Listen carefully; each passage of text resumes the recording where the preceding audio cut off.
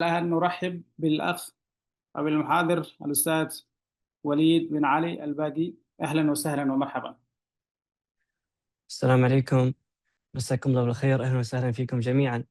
بداية أنا حقيقة سعيد إني أكون معكم اليوم في ضيافة الجمعية الصومالية للمكتبات والمعلومات، وأشكر جزيل الشكر للأستاذ سيدو على جهوده لإقامة هذه الورشة. وأنا أيضًا أحب إني أشكر بقية الزملاء أعضاء لجنة الشرق الأوسط وشمال أفريقيا على حضورهم اليوم، الأستاذة نرمين أيضًا على إدارة هذه ال ال ال الورشة كذلك. قبل أن نبدأ هذه الورشة، أنا أحب أعرّفكم على الاتحاد الدولي للمكتبات ولجنة الشرق الأوسط بشكل خاص. طبعًا أنا متأكد إنه عدد كبير منكم يعني على الاطلاع وعلى معرفة بالاتحاد الدولي للمكتبات، وكذلك الميزات التي تصاحب الاشتراك في الاتحاد الدولي للمكتبات، وكذلك الأقسام الإقليمية والأقسام المهنية التابعة للاتحاد الدولي للمكتبات. فبشكل عام طبعًا راح آخذ وقت بسيط جدًا 5 دقايق حتى أعطيكم كمقدمة وكمدخل لهذه الورشة، وهو التعريف بالاتحاد الدولي للمكتبات. طبعًا بشكل عام طبعًا مثل ما نعرف على إنه الإفلا هي الصوت العالمي للمكتبات.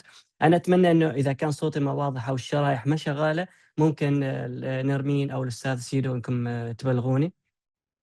فطبعًا الإفلا هي الصوت العالمي للمكتبات، وطبعًا تمثل اتجاهات المهنة وتعمل على تحسين الخدمات المقدمة من قبل المجتمعات في جميع أنحاء العالم. طبعًا مثل ما تعرفوا على إنه الإفلا بدأت يعني منذ العام 1927، وطبعًا حاليًا الإفلا تجهّز للاحتفال بالمئوية الأولى في عام 2027. طبعًا حاليًا عدد الأعضاء ال المفردين أكثر من 1500 عضو، والجهات المنتسبة طبعًا من 150 دولة من جميع أنحاء العالم. طبعًا رؤية الإفلا بشكل عام هي أن يكون مجال المكتبات مجال قوي ومتحد، ويعمل على تعزيز قدرات المجتمعات المتعلمة، وأن تكون المجتمعات أكثر وعيًا، وأن تكون المكتبات مساهمة في استنارة المكتبات، وأن تكون المكتبات مشاركة بشكل أساسي في تحقيق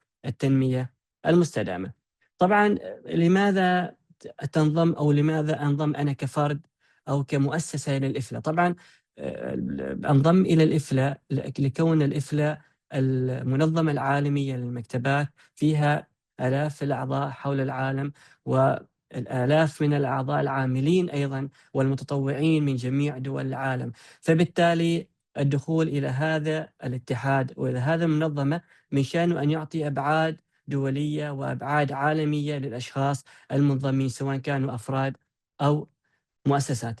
طبعًا أيضًا أقسام الإفلا الإقليمية، الإفلا تنقسم إلى أقسام إقليمية وإلى مهنية. طبعًا الأقسام الإقليمية هي تقريبًا 6 آآ أجزاء أو 6 أقسام إقليمية. طبعًا نحن اليوم نمثل قسم الشرق الأوسط وشمال أفريقيا، وهناك أيضًا 5 أقسام أخرى تمثل مختلف الجهات الأخرى من العالم. أيضًا في العام 2021 برزت لجنة الشرق الأوسط وشمال أفريقيا كلجنة معنية بمنطقة الشرق الأوسط وشمال أفريقيا. أيضًا هذه اللجنة معنية بمناصرة وتحقيق الدعم للمكتبات في هذه المنطقة. أيضًا اللجنة هذه طبعًا تحاول مناقشة القضايا الناشئة وذات الأولوية في مجال المكتبات، طبعًا بالاستفادة من الخبرات الدولية لدى الأقاليم الأخرى ولدى الأقسام المهنية الأخرى العاملة في الإفلاء. طبعًا بشكل عام راح أعرّفكم على أفراد اللجنة. طبعًا الأستاذة عبير اللي هي رئيسة اللجنة، الأستاذة نرمين هي منسقة اللجنة، وفي معانا أيضًا مجموعة أخرى من الأعضاء من جميع الدول العربية أو من معظم الدول العربية. طبعًا هذه القائمة البريدية لمن يرغب بالانضمام إلى ال ال اللجنة الإقليمية. طبعًا من خلال هذا الإيميل يمكن أن توصلكم جميع الأنشطة والفعاليات، وكذلك جميع الفعاليات التي أيضًا تقوم بها الإفلا في أقسامها الأخرى. فبالتالي هذه القائمة البريدية هي حلقة الصلة بين الشخص وبين مختلف الفعاليات التي تقوم بها الإفلا. طبعا السؤال هذا كثير يتردد: لماذا أنضم إلى الإفلا؟ طبعا الانضمام إلى الإفلا في العديد من المزايا، طبعا مثل ما تظهر أمامكم في الشاشة. طبعا هي تقوية الصوت العالمي، الوصول إلى فرص التنمية، الحصول طبعا على بعض المطبوعات مثل مجلة الإفلا وغيره، أيضا الاتصال وتكوين شبكة من الخبراء العالميين حول العالم، وكذلك الانضمام إلى الأقسام الإفلا المختلفة سواء كان أقسام مهنية أو كذلك أقسام إقليمية. طبعا بأنك أنت عضو فلك الحق بالدخول إلى بعض الأقسام المهنية وكذلك قسم من الأقسام الإقليمية للاستفادة من مجتمع الخبراء الموجود حاليًا. وكذلك أيضًا هناك طبعًا الإفلا فيها العديد من العضويات كالعضويات المؤسسات والجمعيات والأفراد. طبعًا كيف أنضم إلى الإفلا؟ بشكل بسيط من خلال الدخول إلى موقع الإفلا، وبالتالي الاستفادة من جميع الميزات التي تقدمها الإفلا في هذا الموقع. طبعًا هذا بشكل مقدمة بسيطة عن الإفلا ولماذا أنضم إلى الإفلا، وبعض الميزات كذلك من الانضمام إلى الإفلا. طبعًا الآن اسمحوا لي أن أدخل في موضوع الورشة بشكل عام. طبعًا موضوع الورشة هو بشكل عام عن قياس وتقييم وإظهار تأثير خدمات المكتبة في المجتمعات.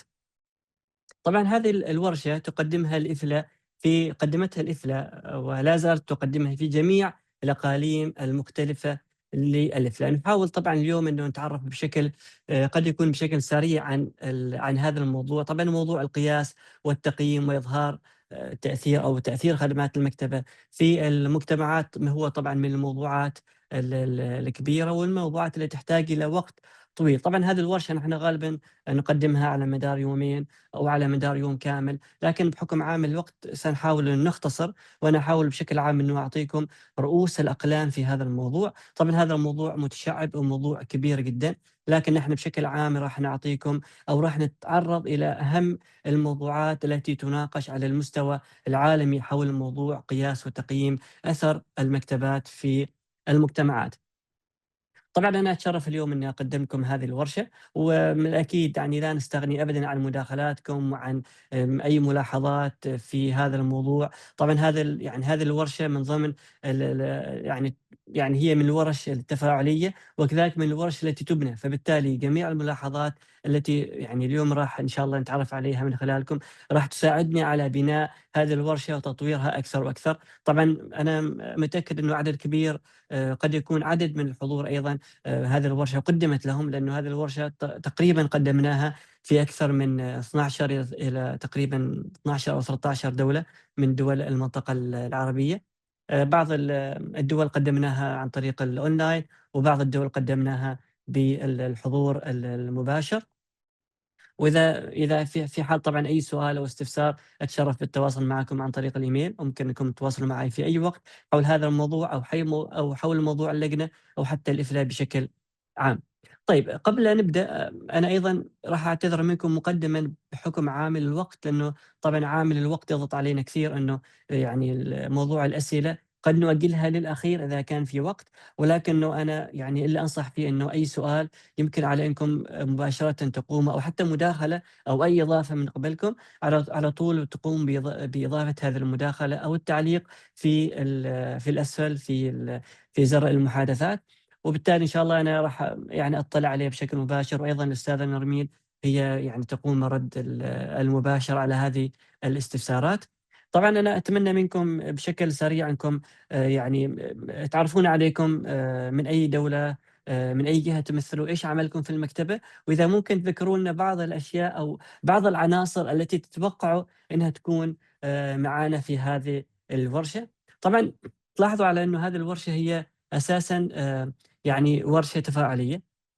لكن بحكم عامل الوقت يعني قد يكون من الصعوبة إنه يعني نمُر على الأسئلة أو على الاستفسارات بشكل أو على المداخلات حتى بشكل مباشر، ولكن دايمًا المداخلات يعني نطّلع عليها بشكل مستمر. فبالتالي أي شخص عنده أي مداخلة أو أي أو أي إضافة ممكن على إنه يقوم بتسجيلها في زر المحادثات.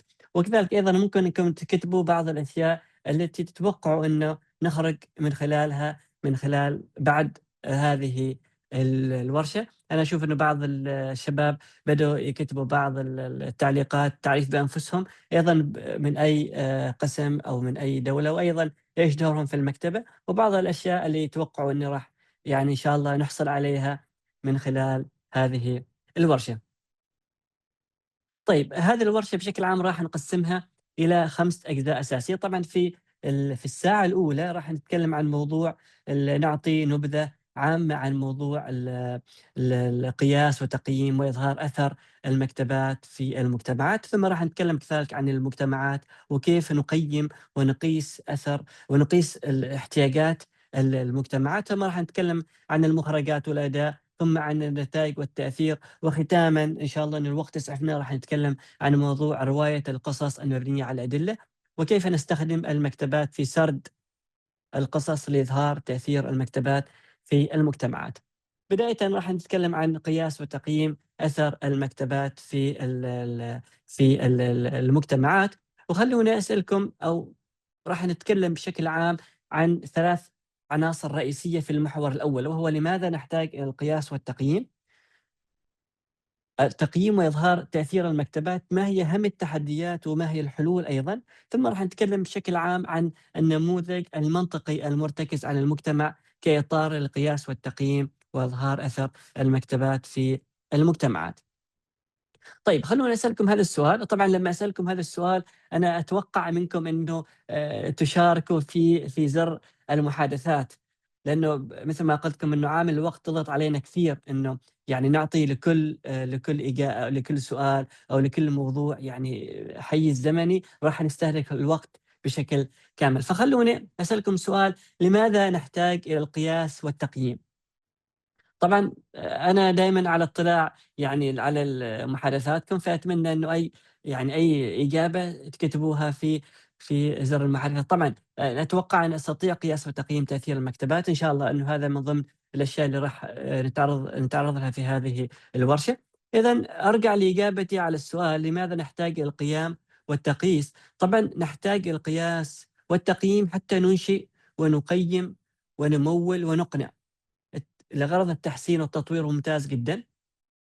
بعض الأوقات دايمًا نحتاج إنه يعني نقيّم ونعمل نوع من أنواع التقييم والتقييس للمكتبة ولخدماتها حتى ننشئ، وحتى أيضًا نقيّم، وحتى نقف على المشاكل، ونقف على احتياجات المستفيدين، ممتاز. أيضًا حتى نعرف إذا كنا نسير في الاتجاه الصحيح أو يحتاج أن نقوم بتغيير الأجندة ونغيّر الطريقة المتبعة من قبل المكتبة، ممتاز جدًا. أيضًا نحتاج القياس والتقييم حتى نفهم احتياجات المجتمع، وحتى نصمم خدمات تحقق التأثير المتوقع من المكتبات، حتى نقف على ما تم تحقيقه من أهداف ووضع رؤية مستقبلية للمكتبة، حتى نعرف أيضًا نقاط القوة والضعف. طبعًا كل المداخلات ممتازة جدًا، ولكن نحن في هذا العرض فقط نحاول على إنه يعني نذكر نقاط أساسية، لكن أنتم ما شاء الله النقاط كل اللي ذكرتوها فعلًا هي نقاط صحيحة وجوهرية. أيضًا حتى نتأكد إنه أصحاب المصلحة يفهمون قيمة وتأثير المكتبة في المجتمعات. أيضًا العلاقة مع أصحاب المصلحة أو من لهم علاقة بالمكتبات قد تكون الإدارات العُليا أو الجهات الإدارية المشرفة على المكتبة، حتى نتأكد من أن أصحاب المصلحة يفهمون قيمة وتأثير المكتبات في المجتمعات. وكذلك أيضًا من ضمن حتى نعرف إذا ما حققنا فعلًا أهداف المكتبة والغرض من هذه الأهداف. طبعًا بشكل عام لمّا نقوم بقياس وتقييم وإظهار ال ال ال قيمة المكتبات هناك بعض التحديات وأيضًا هناك بعض الحلول التي ممكن أن تقوم المكتبات. خلّوني أسألكم بهذا السؤال، هل حاولتوا أن تظهروا قيمة المكتبة ووجدتوا تحديات؟ وكيف تغلبتوا فعلًا على هذه التحديات؟ طبعًا لو تلاحظوا على إنه بعض الأشياء المهمة لمّا نحاول أن نظهر قيمة المكتبة، أن نعرف بالضبط هدف المكتبة، وأن نضع تدابير ذات معنى بناء على أهداف ورؤية ورسالة وغاية المكتبة. طبعا نحن بشكل عام لما نقوم بتصميم الخدمات المكتبة أو باقتراح بعض الفعاليات، يجب أن نكون شديدين الالتصاق برسالة المكتبة وأهداف المكتبة، وحتى نضع تدابير ذات معنى ولها علاقة بتحقيق الغاية من وجود أو تحقيق رسالة المكتبة. أيضًا بعض الأوقات فهم أصحاب المصلحة وأهدافهم وغاياتهم وقيمهم، دائمًا هذا البون أو الفرق بين أصحاب المصلحة والمصلحة المكتبة أو تصميم الخدمات في المكتبة، دائمًا هذا الفرق يؤدي إلى حدوث بعض الأوقات بعض سوء الفهم لغايات ورسائل وأهداف وتأثيرات المكتبة في المجتمعات. أيضًا حتى نحدد النتائج المستهدفة والتأثير في التصميم.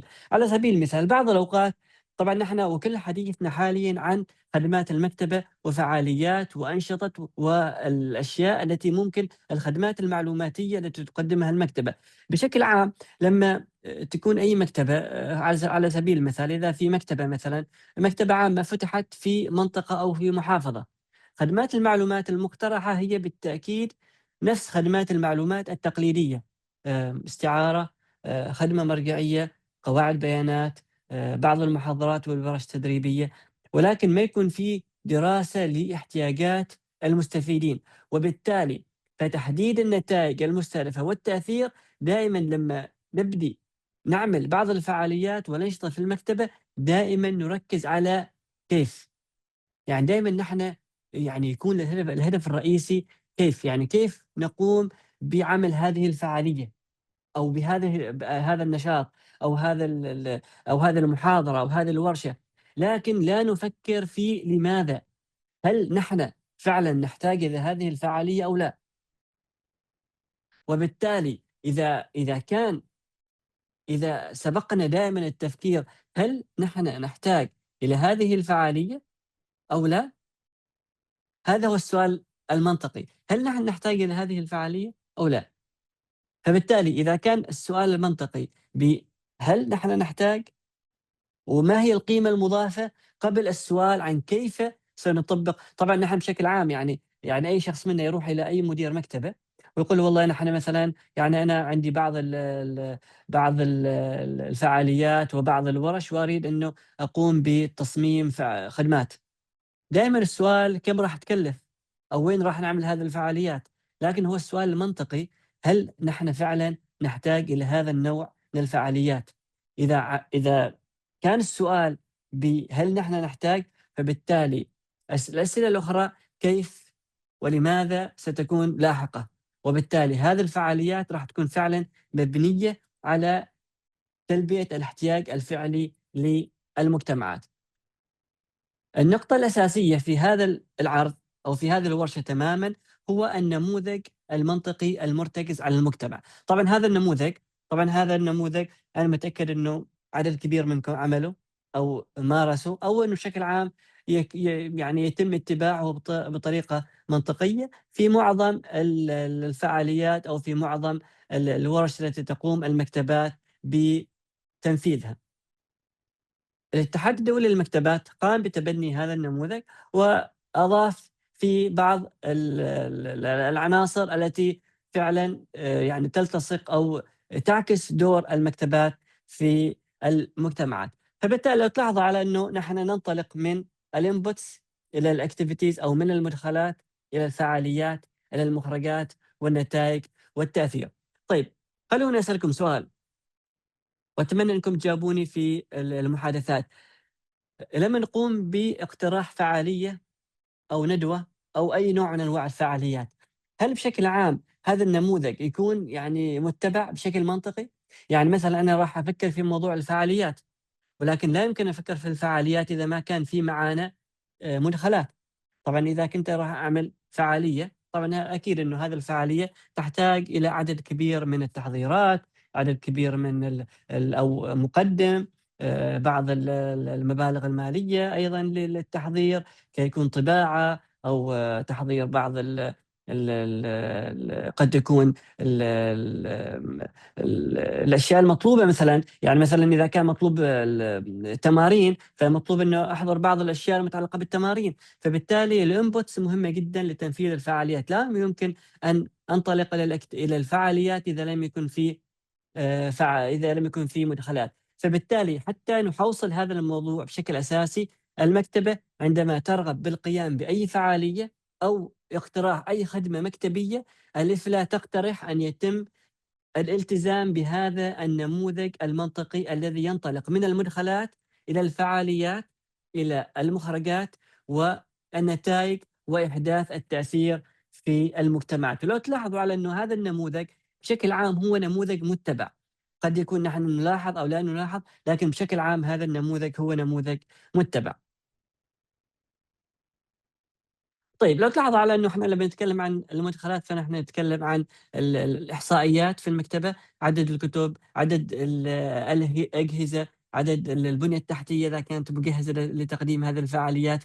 موضوع الفعاليات هو التنفيذ الفعلي لهذه الفعاليات. طبعًا على سبيل المثال نحن هذه الورشة طبعًا سبقها بعض التجهيزات، يعني مثلًا عمل الإعلان، بعض الأشياء اللي تتعلق بالمدخلات. حاليًا نحن في مرحلة التنفيذ الactivities، تنفيذ الفعاليات. بعد ذلك بيكون في نوع من المخرجات، ثم إحداث التأثير على حضور هذه الفعالية.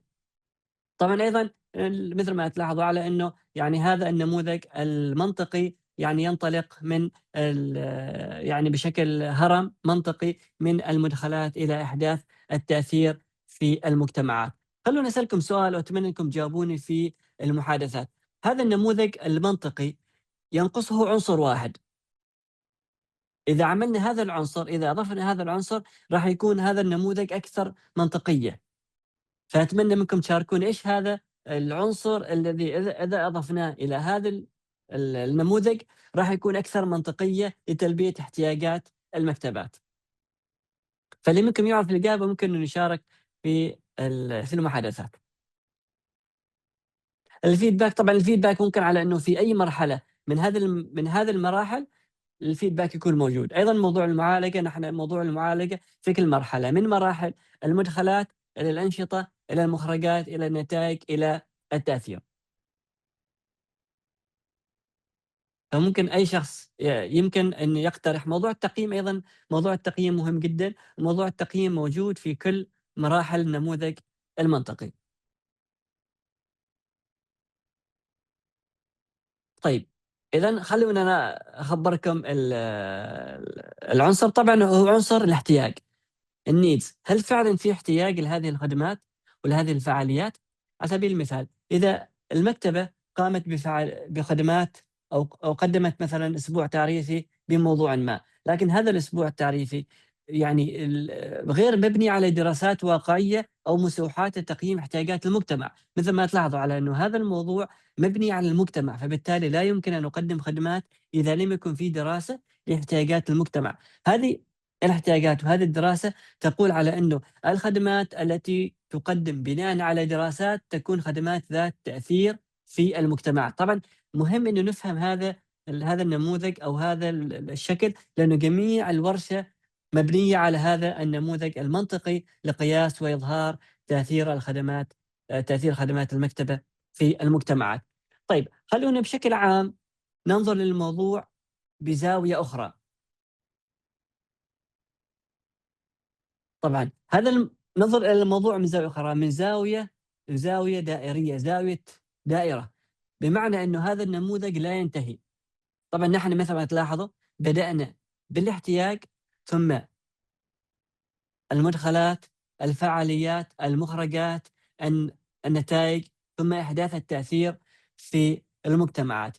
بعض الأوقات قياس التأثير في المجتمعات يحتاج إلى وقت طويل، فبالتالي المكتبات لا تنتظر إلى إحداث التأثير المتوقع في المكتبات. يعني على سبيل المثال في بعض المكتبات العامة يعني تبنت تغيير نظرة المجتمعات إلى أصحاب الإعاقة أو ذوي الاحتياجات الخاصة.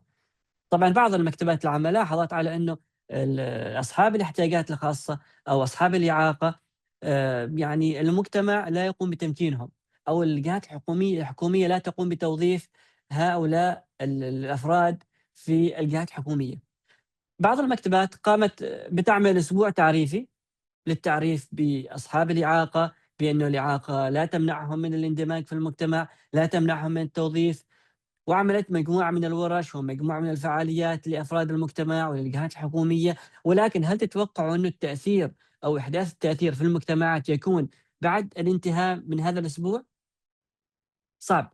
يعني هذا التأثير، هذا النوع من التأثير يحتاج بعض الأوقات إلى سنوات حتى يظهر في المجتمعات، وبالتالي المكتبات لا تقوم بشكل عام لانتظار إحداث التأثيرات، مباشرةً بعد الانتهاء من الفعاليات تقوم بالتفكير أو في احتياج جديد يظهر في المجتمعات، وتقوم المكتبات بالاستجابة لهذا التغيير وهذا التأثير في المجتمع من خلال طبعًا اقتراح بعض الفعاليات. طبعًا تلاحظوا على إنه المكتبات شديدة الصلة بالمجتمعات، حتى طبعًا هذا ينطبق على المكتبات العامة، الجامعية، المدرسية. يعني بعض الأوقات المكتبات المدرسية عندما تلاحظ إنه معظم الطلبة عندهم ضعف في مادة محددة، قد تكون المكتبات المدرسية أيضًا لها دور في التصدي لهذه الإشكالية. المكتبات الجامعية، طبعًا المكتبات الجامعية لمّا تلاحظ على إنه مثلًا مخرجات قسم مثلًا قسم الضيافة في كلية السياحة لا يتم توظيفهم، فبالتالي المكتبات يعني تقوم، يمكن هذه المكتبة الجامعية أن تقوم بدور، تقوم بدراسات حتى توائم بين المخرجات وبين متطلبات سوق العمل لهذا التخصص. وأيضًا المكتبات العامة أيضًا تقوم بدور كبير في الاستجابة لمختلف التحديات في المجتمعات. طبعًا هذا لو تلاحظوا على إنه اللي ينطبق على المكتبات العامة قد ينطبق على المكتبات المدرسية والمكتبات المتخصصة وغيره. طبعًا هنا لو تلاحظوا على إنه إحنا لمّا نتكلم عن stakeholder أو أصحاب القرار، فإنهم غالبًا ما يركزوا على موضوع الاحتياج والتأثير. دايمًا أنا لمّا أروح إلى المدير العام أو إلى الوزير أو إلى أي شخص كمرتبة عليا، دايمًا يسألني سؤال: هل في احتياج وما هو التأثير المتوقع؟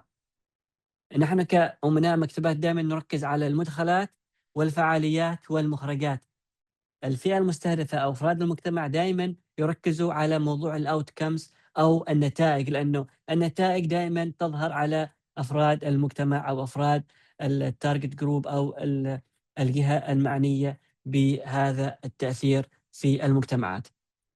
طبعًا هنا أنا أحب أنوه أيضًا على إنه هذه الورشة جميع هذه العروض بتكون متاحة. أنا راح يعني إن شاء الله إنه نضيفها، وأيضًا نرسل لكم إياها برابط يحتوي على جميع هذه العروض، وبالتالي ممكن إنكم تستفيدوا منه، أيضًا تنقلوا هذا المعرفة لبقية زملائكم في أماكن عملكم. طبعًا هذه بعض النماذج.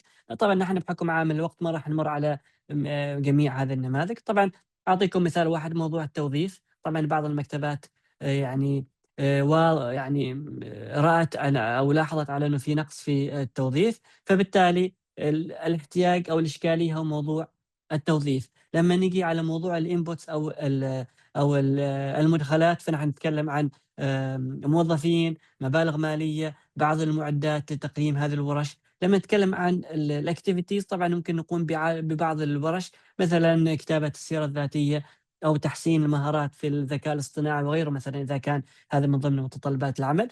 لو تلاحظوا في الoutcomes أو في المخرجات بيكون عدد من الأشخاص المدربين. إذا جينا على الoutcomes بتكون الأشخاص الoutputs بتكون الأفراد المدربين، outcomes بتكون الأفراد أصبحوا أكثر قدرةً على مثل كتابة السيرة الذاتية، أو أصبحوا أكثر اطلاعًا على المهارات المطلوبة في سوق العمل. وفي التأثير تلاحظوا إنه التأثير في المجتمعات إنه إحنا قدرنا على إنه نعمل نوع من التقليل عن الباحثين لأعداد الباحثين عن عمل في المجتمعات، وهذه الدورة المنطقية تستمر من جديد. طبعًا وصلنا إلى موضوع التأثير، وتبدأ مرحلة منطقية جديدة أو فعاليات أو أنشطة جديدة تقوم المكتبات بتنفيذها.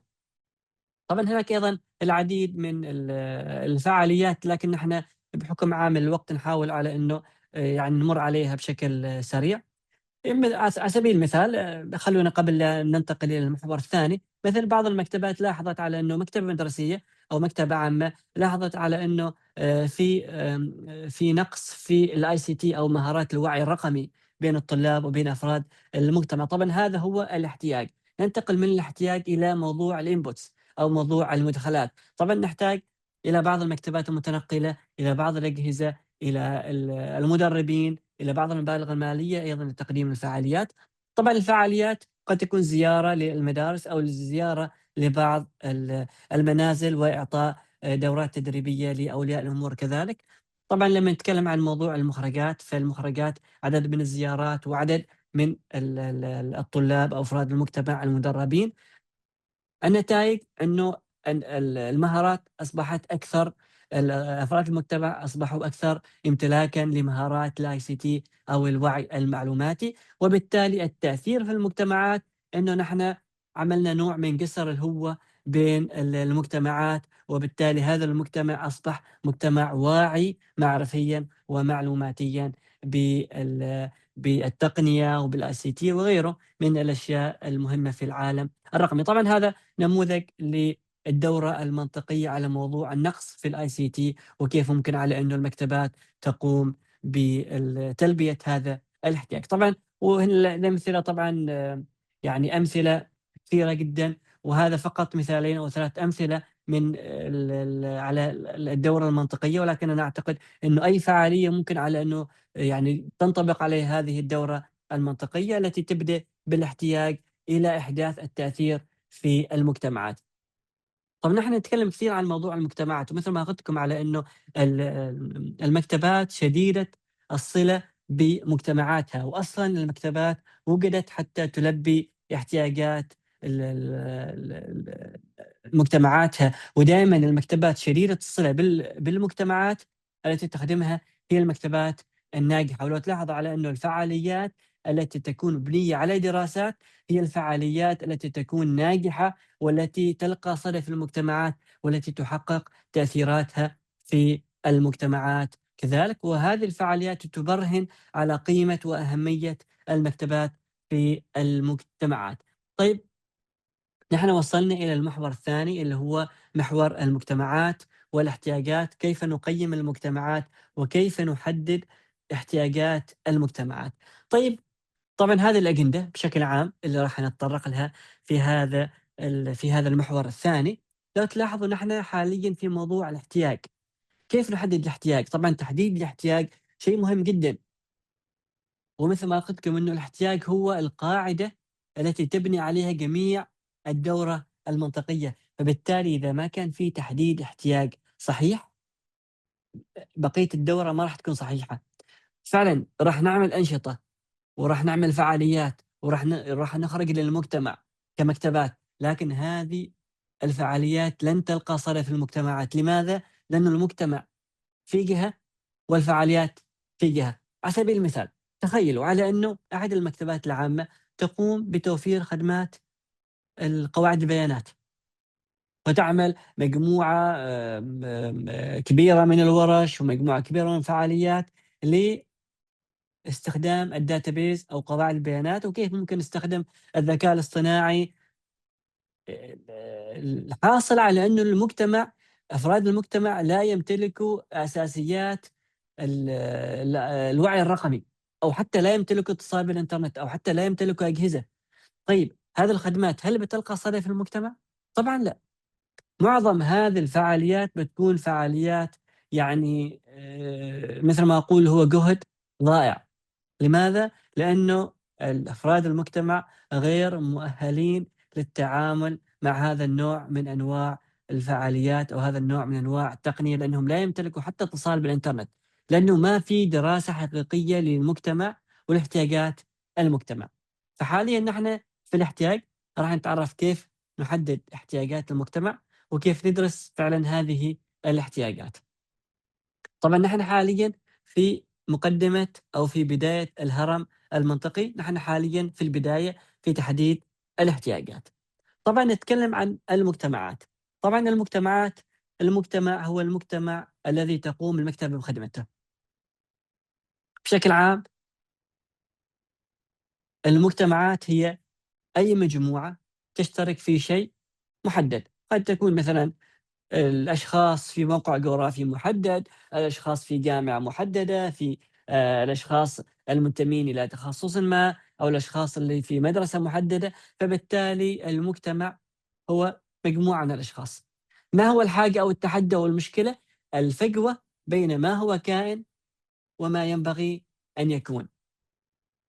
لو تلاحظوا على أنه هذه الفجوة نحن في المكتبات دائمًا نحاول أن نعمل ردم لهذه الهوة بين ما هو موجود وما ينبغي أن يكون.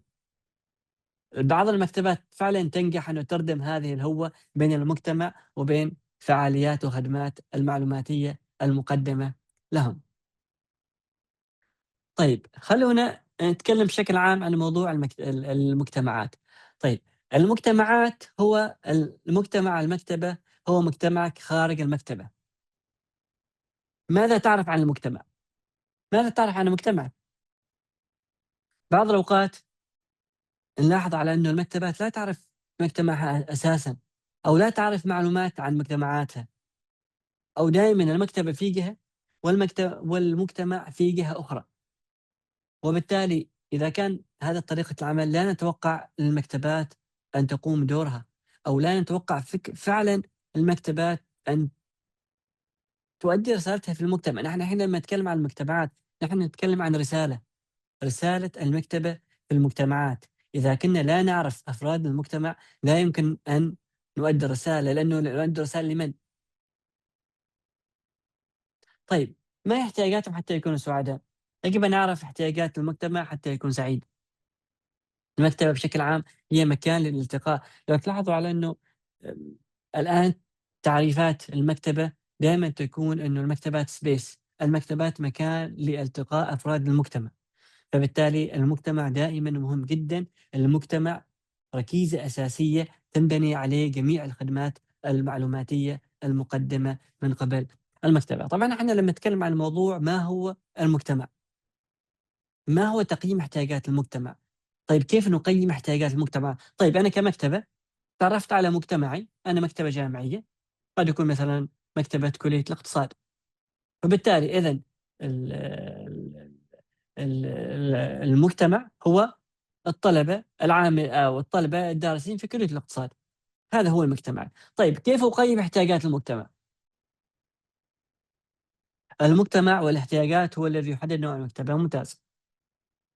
طيب لمّا نتكلم عن تقييم احتياجات المجتمع، فهو مزيج من جمع المعلومات والمشاركة المجتمعية والعمل المركز بهدف تحسين المجتمع. لو تلاحظ إنه إحنا هدفنا الأساسي هو تحسين المجتمع، بناءً على آرائهم فعلًا نقوم بتقديم هذه الخدمات. طيب لماذا يحتاج المجتمع إلى التقييم؟ وجهة نظركم لماذا يحتاج المجتمع إلى التقييم؟ لماذا نحن كأمناء مكتبات يحتاج أن ننزل إلى المجتمع وأن نقوم بدراسات المجتمع الذي نقوم بخدمته؟ طيب نحن يحتاج المجتمع إلى التقييم حتى نتأكد بأن الخدمة المقدمة ممتاز، توفير الاحتياجات، توفير الهدف المرجو بشكل صائب، ممتاز جدًا.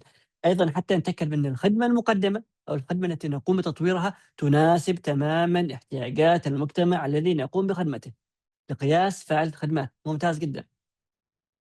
طيب التركيز على احتياجات المجتمع، طيب لمّا نركز حتى نعرف أبسط أسباب الاحتياجات وتحقيق أهدافها مع سوق العمل، ممتاز جدًا. موضوع الموائمة بين احتياجات المجتمع وسوق العمل، ممتاز جدًا. الوصول للمجموعة أكثر دقة، اطلاعات الجمهور حتى نعرف أبسط الأسباب الاحتياجات وتحقيق أهدافها مع سوق العمل، ممتاز جدًا. طيب إحنا لمّا نركز على احتياجات المجتمع فنحن نركز على 3 أشياء أساسية. ما هي خدمات المكتبة التي يمكن أن تعالج تحديات المجتمع؟ ما هي الخدمات الموجودة أو التي ممكن أن نطورها؟ ماذا يمكن أن نفعل لحل التحديات المجتمعية؟ الوقوف على نقاط القوة والضعف ممتاز جدًا، وردم الفجوة الموجودة بين المجتمع والمكتبة صحيح جدًا، ممتاز. أول خطوة نقوم بتقييم المجتمع، حتى نقوم بتقييم المجتمع يحتاج أن نقضي الوقت في المجتمع. بعض الدراسات الحديثة تقول على أنه قضاء الوقت مع أفراد المجتمع أفضل طريقة لتحديد احتياجات المستفيدين. على سبيل المثال أنا كموظف استعارة لاحظت إنه بعض الطلبة يقوم إلى الاستعارة مثلًا، الحين ما شاء الله بعض المكتبات فيها أجهزة الاستعارة الذاتية، لكن حتى لو الشخص الطالب أو فرد من أفراد المجتمع للاستعارة، هذا الحوار الجانبي، إيش رأيك في المكتبة؟ إيش رأيك في خدمات المكتبة؟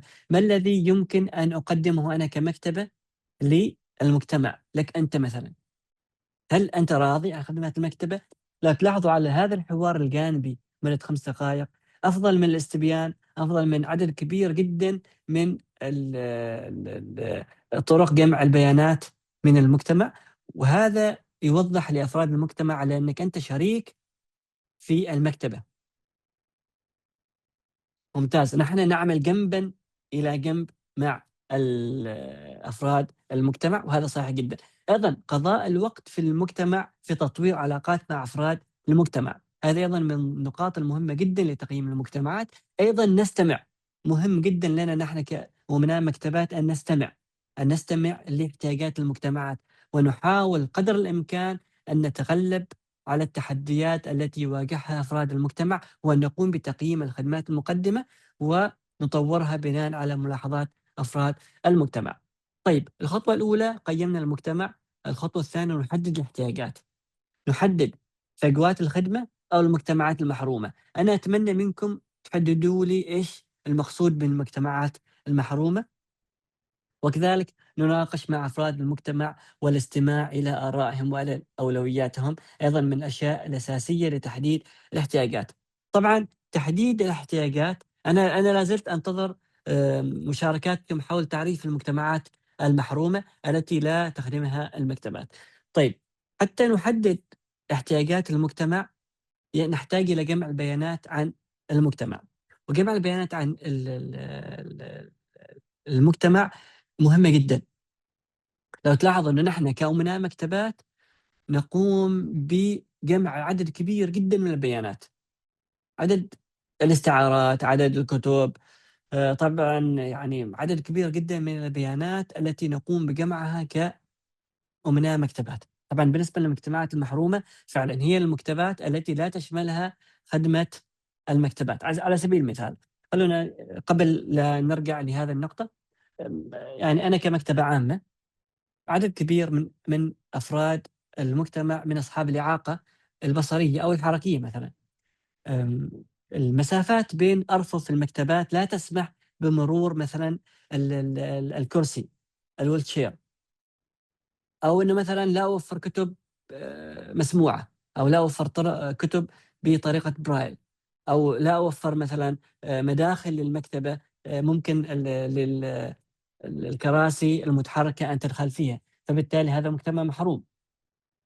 بعض الأوقات بعض الدول مثلًا بعض الدول يعني مثلًا على سبيل المثال مثل السويد أو النرويج، هذه الدول ما شاء الله اللاجئين فيها عدد كبير جدًا، فبالتالي المكتبات العامة إذا ما وفّرت كتب لهذه الأفراد أو لهذه العينة من المجتمع فيعتبروا مجتمعات محرومة.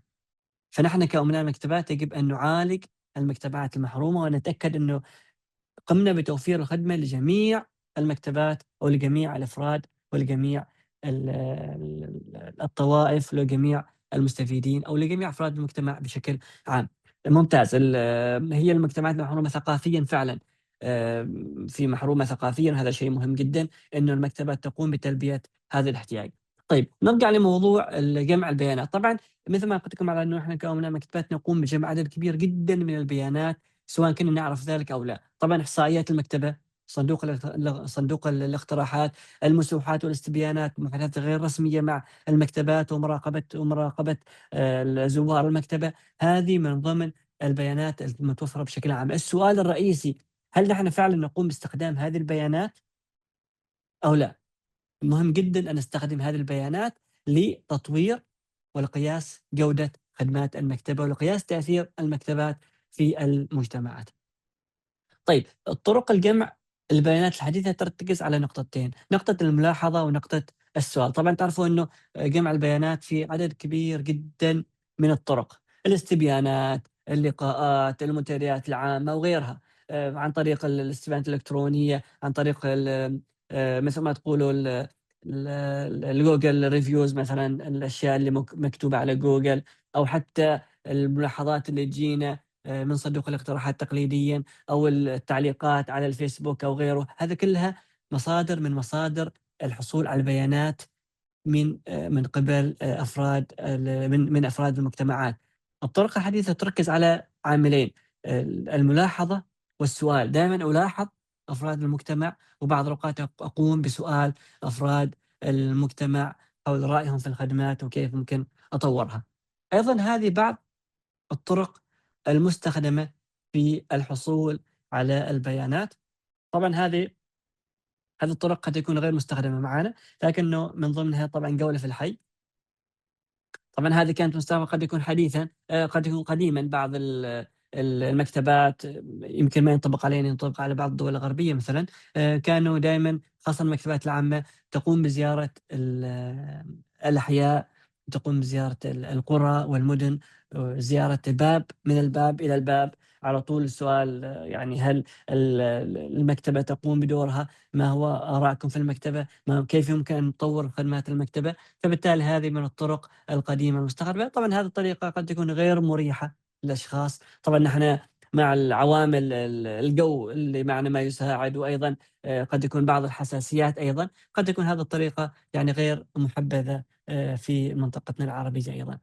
أيضا الأحداث المجتمعية. طبعا أنا يعني أتخيل أنه شخص يضرب الباب، يعني مندوب المكتبة، يعني قد يكون فعلا هذا موجودة، لكن قد تكون غريبة يعني بالنسبة لمجتمعاتنا. يمكن يعني هذا الشيء غير مألوف أن يكون معنا، بس يمكن بعض الدول الغربية يكون هذا الشيء بالنسبة لهم طبيعي. طبعا الأحداث المجتمعية والاجتماعات، طبعا أيضا هذه من ضمن طرق التعرف على المجتمعات. طبعا الفعاليات التي تنظمها الأفراد. في بعض الدول اللي قدمت فيها هذه الورشة، يعني أنا تفاجئت أنه ما شاء الله بعض المكتبات، خاصة المكتبات العامة، تقوم بالخروج من مقر المكتبة إلى المولات التجارية، وتعمل يعني فعاليات لجميع زوار المركز التسوق. فبالتالي المكتبة دائما تستغل الأحداث المجتمعية للتعرف على المجتمع ولإيصال رسالة المكتبة للمجتمعات. أيضا مصادر المعلومات الرئيسية هذه يمكن يعني هي المقابلات النوعية مع الأفراد الذين يعرفون ما يجري في المجتمع. مثل هم يعني الرؤوس الكبيرة في المجتمعات، ممكن على أنه يكونوا من ضمن مصادر المعلومات الرئيسية. أيضًا المجموعات النقاش المركزة أو الfocusing group. طبعًا بعض المكتبات هذا يعني موجود يعني معاها. يعني أذكر على سبيل المثال بعض المكتبات الجامعية تقوم يعني طلب بعض الطلبة المتميزين في الأنشطة أو دراسيًا، تعمل لهم يعني اجتماع مصغر focusing group. إيش رأيكم في المكتبة، الخدمات، الفعاليات المقدمة، هل وقت المكتبة مناسب، هل تريد تمديد لوقت المكتبة؟ فبالتالي هذه مناقشات أو هذه المجموعات المركزة الصغيرة دايمًا تعطينا نبذة عن ما يدور في المجتمع. طبعًا على سبيل المثال أنا أذكر أحد الأمثلة التي ذُكرت في بعض الورش. في بعض في أحد الكليات كانت المكتبة تُغلق إلى الساعة 16:00. فبالتالي لاحظ أمين المكتبة إنه يعني في خروجه، طبعًا في خروجه من العمل عدد كبير من الطلبة يعني يجلسوا في أماكن غير مهيئة للدراسة، اللي عنده لابتوب واللي يذاكر مع زميله وكذا. فاللي صار إنه يعني قام بدعوة بعض الطلبة المتميزين دراسيًا، وعلى المتميزين في مجال الأنشطة وفي مجال الخدمة المجتمعية أيضًا. وكان السؤال: هل وقت المكتبة مناسب؟ فطبعًا لاحظ على أنه لأ، كل الآراء اتفقت على أنه وقت المكتبة غير مناسب، ونحن نريد يعني كالطلاب أنه وقت المكتبة يكون إلى الساعة 8:00. وفعلًا طبعًا يعني تم رفع هذا المقترح بناءً على توصيات الطلبة، وتم الأخذ بهذا المقترح، وطبعًا تم تمديد وقت المكتبة إلى الساعة 8:00. وهذا طبعًا من ضمن الاستجابة لتحديات ولتطلعات المجتمعات. دائمًا هذا التواصل المباشر بين المكتبة وبين المجتمع دائمًا ينتج عنه قرارات مهمة، وقرارات فعلًا تساهم في تحقيق سعادة أفراد المجتمع. أيضًا من الطرق أيضًا أحد المشاركات عمل ورش مع الأصحاب المجتمع من المثقفين. ممتاز، ممتاز. وأصحاب المهن لعمل ورشات عمل في العطل، خصوصًا العطل الصيفية. هذا أيضًا من طرق الوصول إلى أفراد المجتمع وتحديد احتياجاتهم. طبعًا من الطرق ما شاء الله القديمة لكن لا زالت يعني تستخدم بشكل كبير موضوع الاستبيانات. طبعًا أنا أعرف إنه موضوع الاستبيانات هذا موضوع رائع جدًا، عدد كبير من المكتبات تقوم باللجوء لموضوع الاستبيانات لمعرفة آراء المجتمعات أو آراء أفراد المجتمع حول خدمة محددة، أو لعمل بعض النصوحات حتى لاستطلاع مدى رضاهم عن المكتبة عن خدماتها وعن الخدمات المقدمة كذلك. فهذه طبعًا من الطرق القديمة والحديثة والتي لا زالت تستخدم إلى اليوم. أيضًا خلّي في بالكم إنه يعني ضع في الاعتبار صياغة السؤال إنه يكون سؤال بسيط، وأيضًا حجم العينة والتوزيع أيضًا إنه يكون بشكل منطقي. بعض الأوقات نلاحظ على إنه موضوع الاستبيانات فيها نوع من عدم المنطقية أو موضوع التحيُّز، أيضًا نبتعد عن موضوع التحيُّز. يعني على سبيل المثال إذا كان يعني توزيع استبيانات أيضًا إذا كان عندي مجتمع أو عندي جامعة فيها مثلًا 10,000 طالب، يعني لا يمكن أن آخذ مثلًا 20 طالب في استبيانات وأقوم بتعميم هذه النتيجة على الجميع، يجب أن نكون أيضًا يعني منطقيين في حجم العينة وفي التوزيع حتى نتمكن من عمل نوع من التعميم لنتايج الاستبيان على أفراد المجتمع بشكل عام. طبعًا هذا أيضًا الاستبيان أحد الطرق. المنتديات العامة هي بعض الأوقات حياك الله.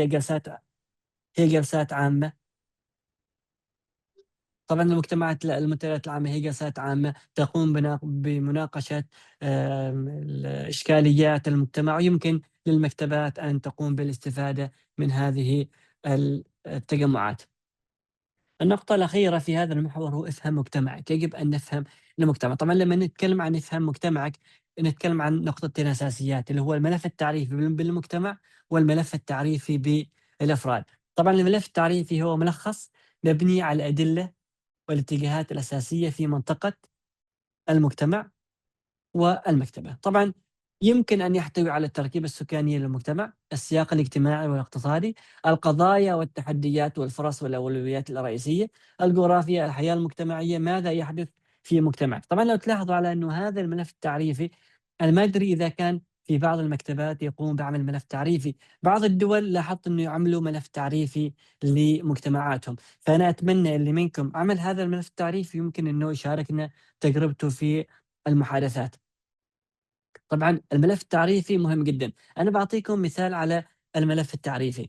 طبعًا الورشة فيها عدد كبير من الورش، لكن نحن بحكم عامل الوقت نحاول أن نختصر هذه التمارين، وأي شخص منكم يحب إنه يعمل هذه التمارين ممكن على إنه يشتغل فيها ويتواصل معي بعد ذلك عن طريق البريد الإلكتروني، وأنا على استعداد للمضي قدمًا وتصحيح ومراجعة جميع التمارين المتعلقة تقييم أثر المكتبات في المجتمعات.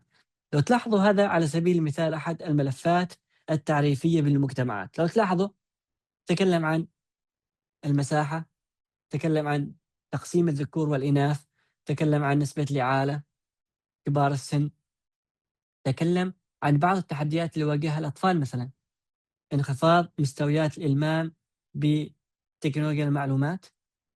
أيضًا لو تلاحظ على إنه هذه المعلومات جميعها معلومات مهمة جدًا. على سبيل المثال يعني الحين المكتبة العامة لو حبِّت إنها تقدّم خدمات إلكترونية لا يمكن، لأنه لا يوجد اتصال، لا يوجد بنية تحتية لدى أفراد المجتمع، لا يوجد أجهزة، لا يوجد إنترنت، لا يوجد وعي، فبالتالي هذه الملفات التعريفية مهمة جدًا. على سبيل المثال خلّونا نتكلم عن مثلًا نسبة الذكور والإناث أو نسبة مثلًا الأطفال في المجتمع، إذا أنا كمكتبة عامة وكان تقريبًا نسبة الأطفال 50% مثلًا من سن 6 سنوات إلى 15 سنة، الناشئة مثلًا. تقريبًا 50%، وهذه المكتبة العامة لا تقدم خدمات ل ل ل لهذه المرحلة العمرية، فتلاحظ على إنه هذا مهم جدًا، مهم إنه أعرف التركيبة السكانية، توزيع الذكور والإناث، ال معظم المعلومات الأساسية الموجودة في هذا الملف التعريفي هي مهمة جدًا لتقديم خدمات مبنية فعلًا على الاحتياج الطبيعي أو المنطقي لأفراد المجتمع. طيب الآن نتكلم عن موضوع الفئات المستهدفة بالمكتبة واحتياجها. طبعًا الفئات المستهدفة المكتبات غالبًا تهدف جمهور عام، وبعض المكتبات طبعًا يعني تخدم جمهور متخصص.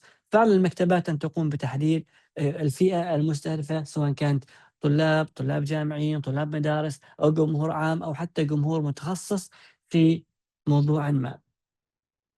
النقطة الأخيرة في هذا المحور اللي هو الملف التعريفي بالأشخاص. طبعًا تلاحظوا على إنه الملفات التعريفية مهمة جدًا. الملفات التعريفية بالأشخاص، أو يمكن نطلق عليها موضوع الpersonas. طبعًا تلاحظوا على إنه كمكتبة عامة، لاحظوا إنه جميع هذه الأفراد ممكن يكونوا أفراد محتملين أو جمهور مستهدف أو محتمل للمكتبة. الباحثين، القادة المحليين، العاملين في مجال الزراعة، الأطفال، النساء، المطلقات، المتزوجات، المتزوجين، الأطفال، العاملين الحكوميين.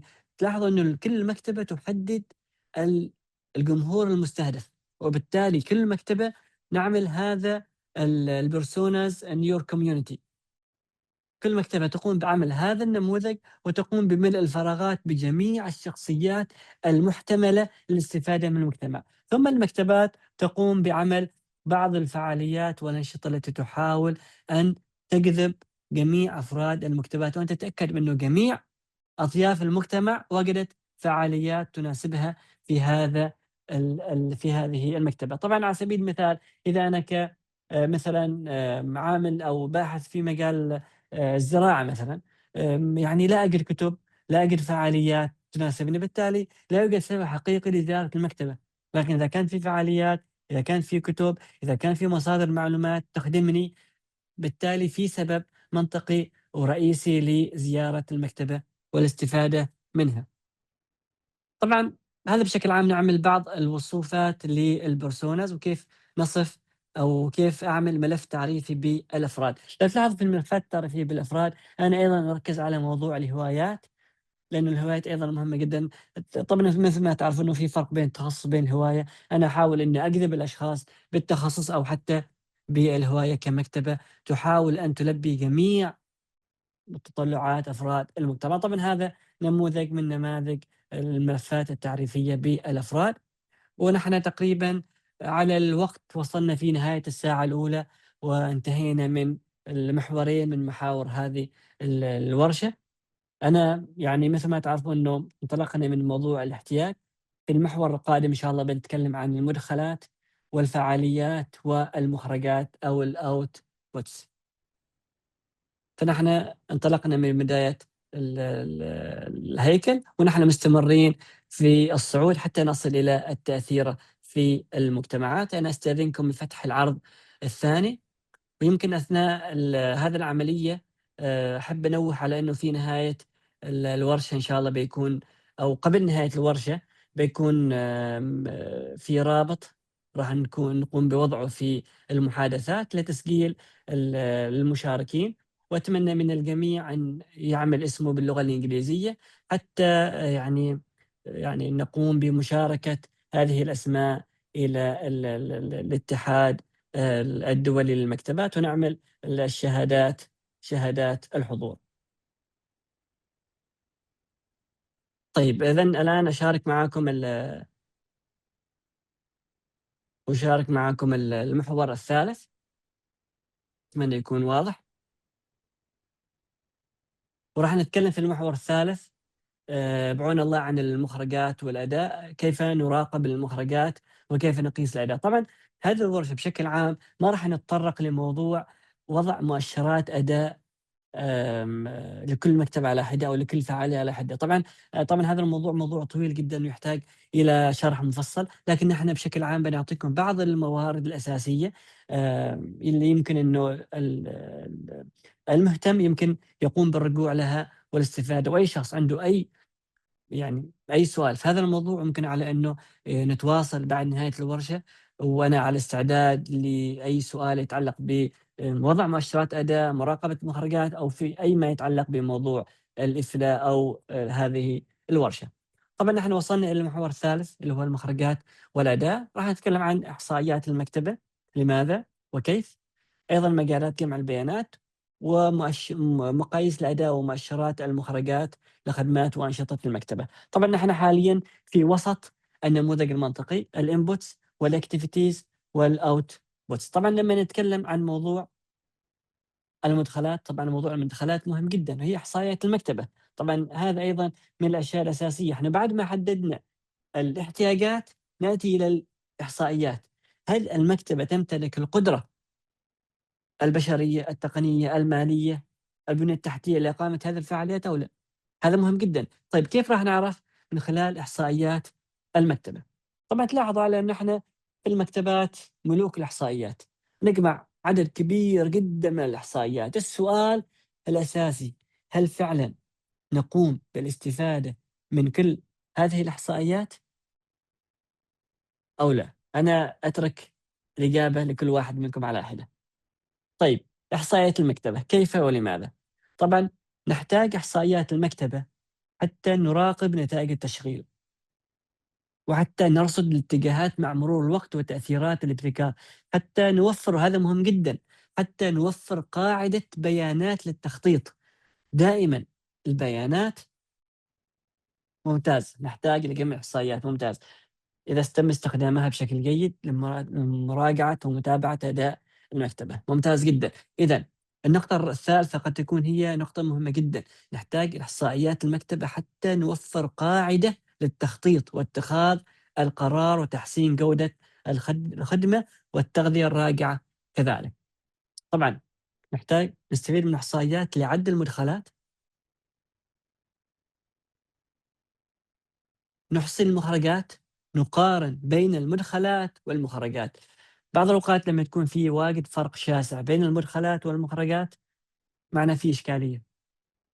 بشكل عام نتأكد إنه المدخلات، يعني إذا كان يعني المدخلات تتناسب بشكل منطقي مع يعني ما معقولة مكتبة عندها ميزانية ضخمة جدًا، لكن المخرجات تكون لا تكاد تُذكر. فبالتالي هذا الاختلاف بين المدخلات والمخرجات يؤدي إلى إن في الوسط في إشكالية. فنحتاج ال الإحصائيات حتى نقارن بين المدخلات والمخرجات. أيضًا كيف نستخدم الإحصائيات؟ طبعًا نستخدم الإحصائيات حتى ندير الإدارة الفاعلة للمكتبات، حتى نخصص الموارد ونوزعها بشكل منطقي يلبي احتياجات المجتمع، حتى نعزز خدمات المكتبة لدى الجميع. طبعًا من اللي يحتاج أو يستفيد من إحصائيات المكتبات؟ صناع السياسات، مديرين مكتبة، مستخدمين المكتبة، وسائل الإعلام، والجمهور العام. ولو تلاحظوا على إنه طريقة تقديم الإحصائيات تختلف لكل متلقي. فإذا كان في معانا متلقين اللي هم الممول أو صناع السياسات، وسائل الإعلام، يجب أن نستخدم عدد قليل جدًا من الأرقام مع التركيز على فعالية التكلفة وقيمة الخدمات المكتبة للمجتمع. أيضًا لموظفي المكتبة نكون أكثر تفصيلًا، ونظهر نطاق القوة ونقاط الضعف لتعزيز دور المكتبة وتحسينها في المجتمعات. نوضح الأرقام المجردة مع النصوص السردية مضمنة بالأدلة القصصية. ولماذا نحتاج الأدلة القصصية؟ حتى نؤثر في المجتمع ونوضح لهم أن المكتبة فعلًا قامت بدورها في تعزيز دور المكتبة كصانعة وكشريك أساسي لتنفيذ خطط التنمية المستدامة. طيب، خلونا نتكلم عن جودة الإحصائيات. طبعًا جودة الإحصائيات مهمة جدًا، ويجب أن تكون الإحصاءات المقدمة صحيحة وموثوقة وقابلة للمقارنة. يجب أيضًا أن يكون في نوع من الاتساق في التعريفات، الاتساق في جمع البيانات، التسليم الدقيق وفي الوقت المناسب لكل مكتبة. أيضًا أن لا تكون في أخطاء لغوية وإملائية كبيرة جدًا. غالبًا التقارير المقدمة أو الإحصاءات اللي تكون فيها بعض الأخطاء، يعني هذا يقلل فعلًا من جودة هذه الإحصاءات. فينبغي أن تكون الإحصاءات مقدمة بشكل جيد، ومقدمة في الوقت المناسب، وأن تكون متسقة وموثوقة وقابلة للمقارنة مع المكتبات الأخرى كذلك. طيب، خلونا نتكلم عن واحدة من أهم المشاريع اللي الاتحاد الدولي للمكتبات شغال فيها، وهي تعتبر من ضمن الإحصاءات ومن ضمن الطرق جمع البيانات اللي هو خريطة مكتبات العالم واللي الإفلا اعتمد فيها على الISO 2789 الصادر في 2022. طبعًا هذه أيضًا أحد النماذج أو الأمثلة لجمع البيانات. طبعًا الجمع البيانات الإفلا جمعت بيانات أساسية عن المكتبات، نوع المكتبات، عدد الكتب اللي فيها، عدد الموظفين، عدد المتطوعين، إذا كان في نوع من أنواع الfunding أو إذا كان في نوع من أنواع الدعم من المكتبات أو من المنظمات الأخرى. فبالتالي هذا هو أحد طرق أو أحد الأمثلة جمع البيانات في المكتبات. وطبعًا مثل ما تعرفون إنه هذا هو موقع خريطة مكتبات العالم. ما شاء الله حاليًا يحتوي على أكثر من تقريبًا 3 ملايين مكتبة في هذا الموقع من مختلف دول العالم. ممكن عليك تختار الدولة وتتعرف على أهم المكتبات اللي فيها وأهم الإحصاءات والأرقام المقدمة من قبل الدولة. طبعًا هدف الإفلا من خلال يعني هذا المشروع هو الارتقاء بالبيانات والإحصاءات من المستوى المحلي إلى المستوى الإقليمي إلى المستوى العالمي. والهدف أيضًا أن نبرز قيمة المجتمعات، وأن فعلًا المكتبات عامل مهم وبارز في المجتمعات. تقريبًا نحن مشينا بشكل سريع على موضوع الinputs، على موضوع المدخلات، وتعرفنا كيف إنه المدخلات مهمة جدًا. والأهم من المدخلات هو أن نتعلم كيف نستخدم هذه الأرقام في اتخاذ قرارات، سواء بالمضي قدمًا في الفعالية أو لا. يعني أنا مثلًا كمكتبة طُلب مني أن أقوم ببعض الفعاليات، لكن أنا لا أمتلك الموارد المناسبة، فبالتالي أنا أعتذر عن تقديم الفعالية لأنه لا أمتلك الموارد. فبالتالي الدورة المنطقية لا تكمل. لكن إذا اكتملت الinputs فنحن ننطلق إلى العنصر الثالث وهو عنصر الفعالية، وهو التقديم الفعلي لهذه الفعالية المجتمع. لو تلاحظوا على إن لمّا نتكلم عن تقديم الفعاليات نتكلم على اختلاف كبير في خدمات المكتبة. الآن لمّا نتكلم عن خدمات المكتبة لأ، نتكلم عن وسايط تغيير. المكتبة ما أصبحت مرتبطة بالحضور الفعلي للفرد في المكتبة، لأ، ممكن أنا كمكتبة أقدم فعاليات أونلاين. فتلاحظوا على إنه المكتبات من الجهات الأساسية اللي استفادت من التقدم التقني. نحن صراحة الآن مثلًا أنا أتقدم، أنا من مسقط، وما شاء الله من مختلف الدول العربية في هذه الورشة. هذه أحد معطيات التقنية. وبالتالي الآن المكتبات وأفراد الم ال و وأفراد العاملين في المكتبة مطالبين على أن يقوموا تطويع التقنية لتقديم خدمات، استغلال الوسائط الرقمية والتكنولوجية للارتقاء بتجربة المستفيد من المكتبة. الرقمنة، الوصول الحر. الآن محو الأمية ما أصبح معرفة القراءة والكتابة، محو الأمية المعلوماتية. الآن الباحثين يتكلموا عن محو الأمية المتعلقة بالذكاء الاصطناعي. فبالتالي تلاحظ على إنه يعني قد يكون بعد سنة ما في معانا شيء اسمه محو الأمية المعلوماتية، خلاص محو الأمية المرتبطة بالAI الذكاء الاصطناعي. وهذا إحنا كمكتبات مطالبين فعلًا على إنه نبذل قصارى جهدنا في تطويع التقنية للارتقاء بتجربة والارتقاء بال ال ال ال ال الخدمات المقدمة ولتلبية احتياجات. لو تلاحظوا على إنه الآن أفراد المجتمع منطلقين جدًا إلى الخدمات الرقمية.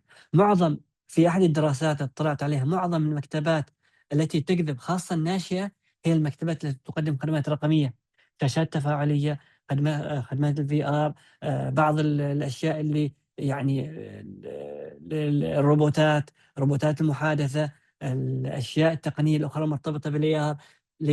فتلاحظوا على إنه المكتبات التي تقدم خدمات مرتبطة باستخدام الذكاء الصناعي أو أبرز أو آخر مستجدات التقنية هي تكون أكثر جاذبية من قبل الناشئة. هذا أحد نتائج الدراسات التي اطلعت عليها الفترات الماضية. وبالتالي نحن حتى كأمناء مكتبات مطالبين على إنه نكون up to date، نرقي أنفسنا لنكون مواكبين لآخر التقنيات المستخدمة في مجال المكتبات وفي مجال تقديم خدمة المعلومات بشكل لو تلاحظوا على إنه لو ركزنا على أنشطة المستخدمين فخارج المكتبة، الآن المكتبات أصبحت عليها مواقع إلكترونية، التواصل التفاعلي عن طريق المدونات، عن طريق البودكاست، عن طريق الورش، عن طريق الويبنارات، الشبكات الاجتماعية، خدمات المكتبة عبر الأجهزة المحمولة. فبالتالي أمناء المكتبات أصبحوا يقدموا خدمات أو يقدموا الأنشطة أو الفعاليات باستخدام الوسائط الرقمية. لو تلاحظوا أيضًا على أنه سلوك المستفيدين داخل المكتبة تغير. الآن ما أصبح المستفيدين من المكتبة يهتموا بموضوع الكتب أو موضوع شبكة الواي فاي.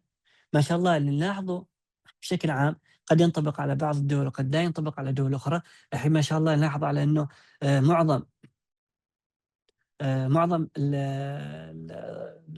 المستفيدين يأتي عنده جهازه المحمول، عنده شبكته الإلكترونية، عنده حتى المصادر الإلكترونية، هو فقط يريد مكان للقاء ومكان للاجتماع مع زملائه. فتلاحظوا إن إحنا أصبحنا نقدم space. الخدمات موجودة لكن أصبحنا نقدم الspace أكثر من كون المكتبة تقدم خدمات معلوماتية. طبعًا هذا من أنواع التقدم وتغيير سلوكيات المستفيدين داخل المكتبات. فتلاحظوا إن إحنا انطلقنا من الاحتياج، تعلمنا كيف نحدد احتياجات المجتمع.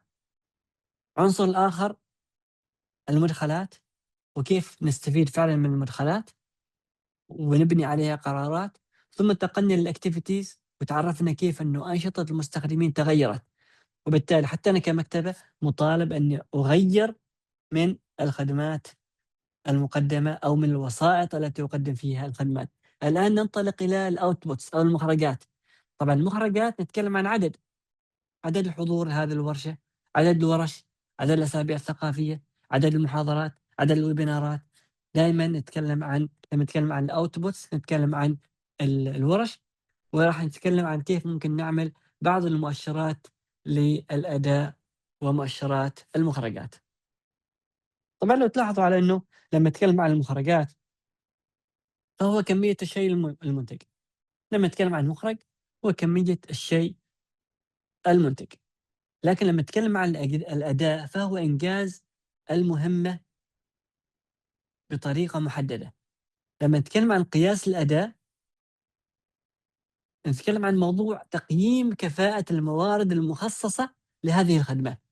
لاحظوا إنه إحنا معنا الحين 3 عناصر رئيسية: المخرجات، الأداء، وقياس الأداء. المخرجات هي كمية الشيء المُخرج، الأداء هو إنجاز المهمة بطريقة ناجحة. أمّا لمّا نتكلم عن قياس الأداء هو تقييم كفاءة الموارد المخصصة في هذه الخدمات والأنشطة التي قامت فيها المكتبات. بشكل عام لمّا نتكلم عن المخرجات نتكلم عن موضوع كَم، نراقب بشكل عام كَم. لاحظوا الأشكال اللي أمامكم، كم عدد الكتب، كم عدد الاستعارات، كم عدد الورش، عدد حضور الفعاليات. لاحظوا جميعها يتم التعبير عنها بطريقة كمية، عدد، وقد نحوله إلى chart أو إلى رسم بياني. وغالبًا الأشكال البيانية تساهم إنه نتخذ قرار أو إن المعلومة توصل بشكل سريع. طبعًا إحنا دايمًا نراقب المخرجات عن طريق الأرقام أو عن طريق الأشكال البيانية. طبعًا لمّا نتكلم عن موضوع مؤشرات المخرجات، طبعًا هذه أحد الhands out اللي إن شاء الله راح توصلكم أيضًا، اللي هي مبنية أيضًا على الISO. خلّيني أرجع لها من جديد. اللي يحب إنه يسجّل بعض البيانات. طبعًا مبنية على الISO 2789 وراح تكون أيضًا موجودة معاكم. اللي يحب إنه يتوسّع أكثر في موضوع المؤشرات المخرجات، يعني لو تلاحظوا عندنا مثل موضوع الusers، عدد المسجّلين، عدد المسجّلين الجدد، عدد المسجّلين الفاعلين، عدد المسجّلين الذين جددوا اشتراكاتهم. فلمّا نتكلم عن collection، عدد الكتب، عدد الكتب في موضوع محدد، عدد التزويد الأخير من معرض الكتاب، عدد التزويد الأخير من الإهداءات. فتلاحظ إنه في كل عنصر من عناصر المكتبة في مؤشر أو في عدد كبير من المؤشرات، وكل مكتبة تقوم بعمل المؤشرات التي تناسبها كمكتبة. وإن شاء الله أيضًا هذا بيكون من ضمن العروض اللي راح توصلكم يمكن الشخص إنه يستزيد في هذا الموضوع. لمّا نتكلم عن الموضوع قياس الأداء نتكلم عن موضوع مدى الفعالية. لو تلاحظوا على إنه مقاييس الأداء هي أداة لتقييم جودة وفعالية الخدمات والموارد والأنشطة التي تقدمها المكتبة. أيضًا تقييم كفاءة الموارد مثل ما قلت لكم ما معقولة أنا عندي $1,000,000 معقولة ما عندي فعاليات. فبالتالي يجب أن تكون هناك هذه المقاييس الأداء أيضًا تعكس فعلًا كفاءة الموارد، وهل فعلًا تم تخصيصها بشكل صحيح. أيضًا حتى نقيّم نقيّم الأداء بناء على رسالة المكتبة وغاياتها وأهدافها، وأيضًا حتى نقارن بين المكتبات، ولكن عندما نقارن يجب أن تكون حدود المقارنة بين المكتبات حدود مقارنة منطقية، بمعنى أن نقارن المكتبة بالمكتبات التي لها نفس الموارد التقنية والموارد البشرية. يعني الآن أنا مكتبة في ريف، لا يمكن أن أقارن نفسي بمكتبة موجودة في العاصمة. مثلًا المكتبة موجودة في العاصمة عندها موظفين أكثر، موارد مالية أكثر، جمهورها مختلف، فبالتالي دائمًا حدود المقارنة بين المكتبات يجب أن تكون حدود مقارنة منطقية. طيب كيف نستخدم مقاييس الأداء؟ طبعًا مقاييس الأداء هي وسيلة تساعد المكتبة على تسهيل الرقابة في عمليات الإدارة. غالبًا موضوع الإدارة يحتاج إلى أرقام، يحتاج إلى مقاييس، فبالتالي هذه المقاييس اللي راح نعملها هي تسهم في إيصال العمل الحقيقي أو الجهد الحقيقي للمكتبات لأصحاب المصلحة أو الstakeholders. أيضًا لمّا نعمل مقاييس أداء يمكن المكتبات أن تقوم بعمل مقاييس أداء محلية أو أن تقوم بعمل مقاييس أداء أن تستورد بعض مقاييس الأداء سواء كان من جمعية المكتبات الأمريكية أو حتى من الإفلاء أو حتى من الISO وتقوم بتطويرها على المقاييس المحلية الموجودة في البلد أو حتى الموجودة في المكتبة. لكن أيضًا عندما أختار مقاييس أداء يجب أن أستشير أصحاب الخبرة في هذا المجال. طبعًا أيضًا هذا بعض المؤشرات على الخدمات وليس على الأرقام. طيب وهذا أيضًا بعض الأنشطة اللي ممكن إنه تقوموا فيها أنتم كأفراد أيضًا أو كأمناء مكتبات. أيضًا هذه الخطة كيف نعمل خطة أداء. أول نحدد مشروع، نحدد المعلومات، نحدد مؤشرات الأداء، الأدوات أو التقنيات التي نستخدمها لجمع البيانات. أيضًا في الأخير متى ومن سيقوم بجمع البيانات والإبلاغ عنها. طبعًا هذه خطة ممكن أي مكتبة تقوم بالعمل فيها. النقطة الأخيرة في هذا المحور هو كيف نحدد بأنفسنا المؤشرات. طبعًا هذه يعني شيء مهم جدًا، كيف نحدد المخرجات وكيف نضع مؤشرات لهذه المخرجات. أنا باعطيكم مثال. طبعًا المخرجات مثل ما قلنا هي النتائج المباشرة لعمليات المكتبة. مثلًا عدد الكتب المُعارة 10,000 كتاب، عدد زوار المكتبة 20,000 شهريًا، عدد الفعاليات 30 فعالية شهريًا. لاحظوا على إنه هذه الأرقام هي مخرجات ما قامت به المكتبة خلال فترة محددة. طيب الآن نتكلم عن مؤشرات الأداء، تقيس مدى جودة وفعالية الخدمات المكتبية ومدى رضا الزوار منها. على سبيل المثال كفاءة نظام الاستعارة، نقوم بتحديد متوسط عملية الاستعارة. يعني مثلًا في معانا جهاز الاستعارة الذاتية نقوم بحساب فترة الاستعارة الذاتية. طبعًا كل ما قلت الفترة كل ما كان هذا مؤشر من مؤشرات الكفاءة. مدى الرضا، فرضًا إذا عندنا فعالية، كان حضور الفعالية مثلًا عدد ال الكراسي المتاحة 100، حضر الفعالية 10، فبالتالي ألاحظ إنه هناك عدم كفاءة لفريق التسويق، لأنه ما شاء الله 90 كرسي غير مستغلة. فتلاحظوا على إنه هذه الفرق بين المخرجات وبين مؤشرات الأداء. خلوني أعطيكم مثال توضيحي. مكتبة عامة قامت ب25 فعالية للأطفال. طبعًا المخرجات هي 25 فعالية وعدد الحضور. مؤشرات الأداء قد يكون معدل رضا أولياء الأمور عن تلك الفعاليات. يمكن أعمل مقابلات مع أولياء الأمور أو يمكن أعمل استبيان لأولياء الأمور حتى أعرف مدى رضاهم عن هذه الفعالية. طبعًا تلاحظوا على إنه الحين الفرق بين المخرجات وبين الأداء وبين مقاييس ومؤشرات الأداء. طبعًا هذا بشكل عام عن المخرجات، ونحن لمّا نتكلم عن المخرجات نحن نتكلم عن أرقام مجردة.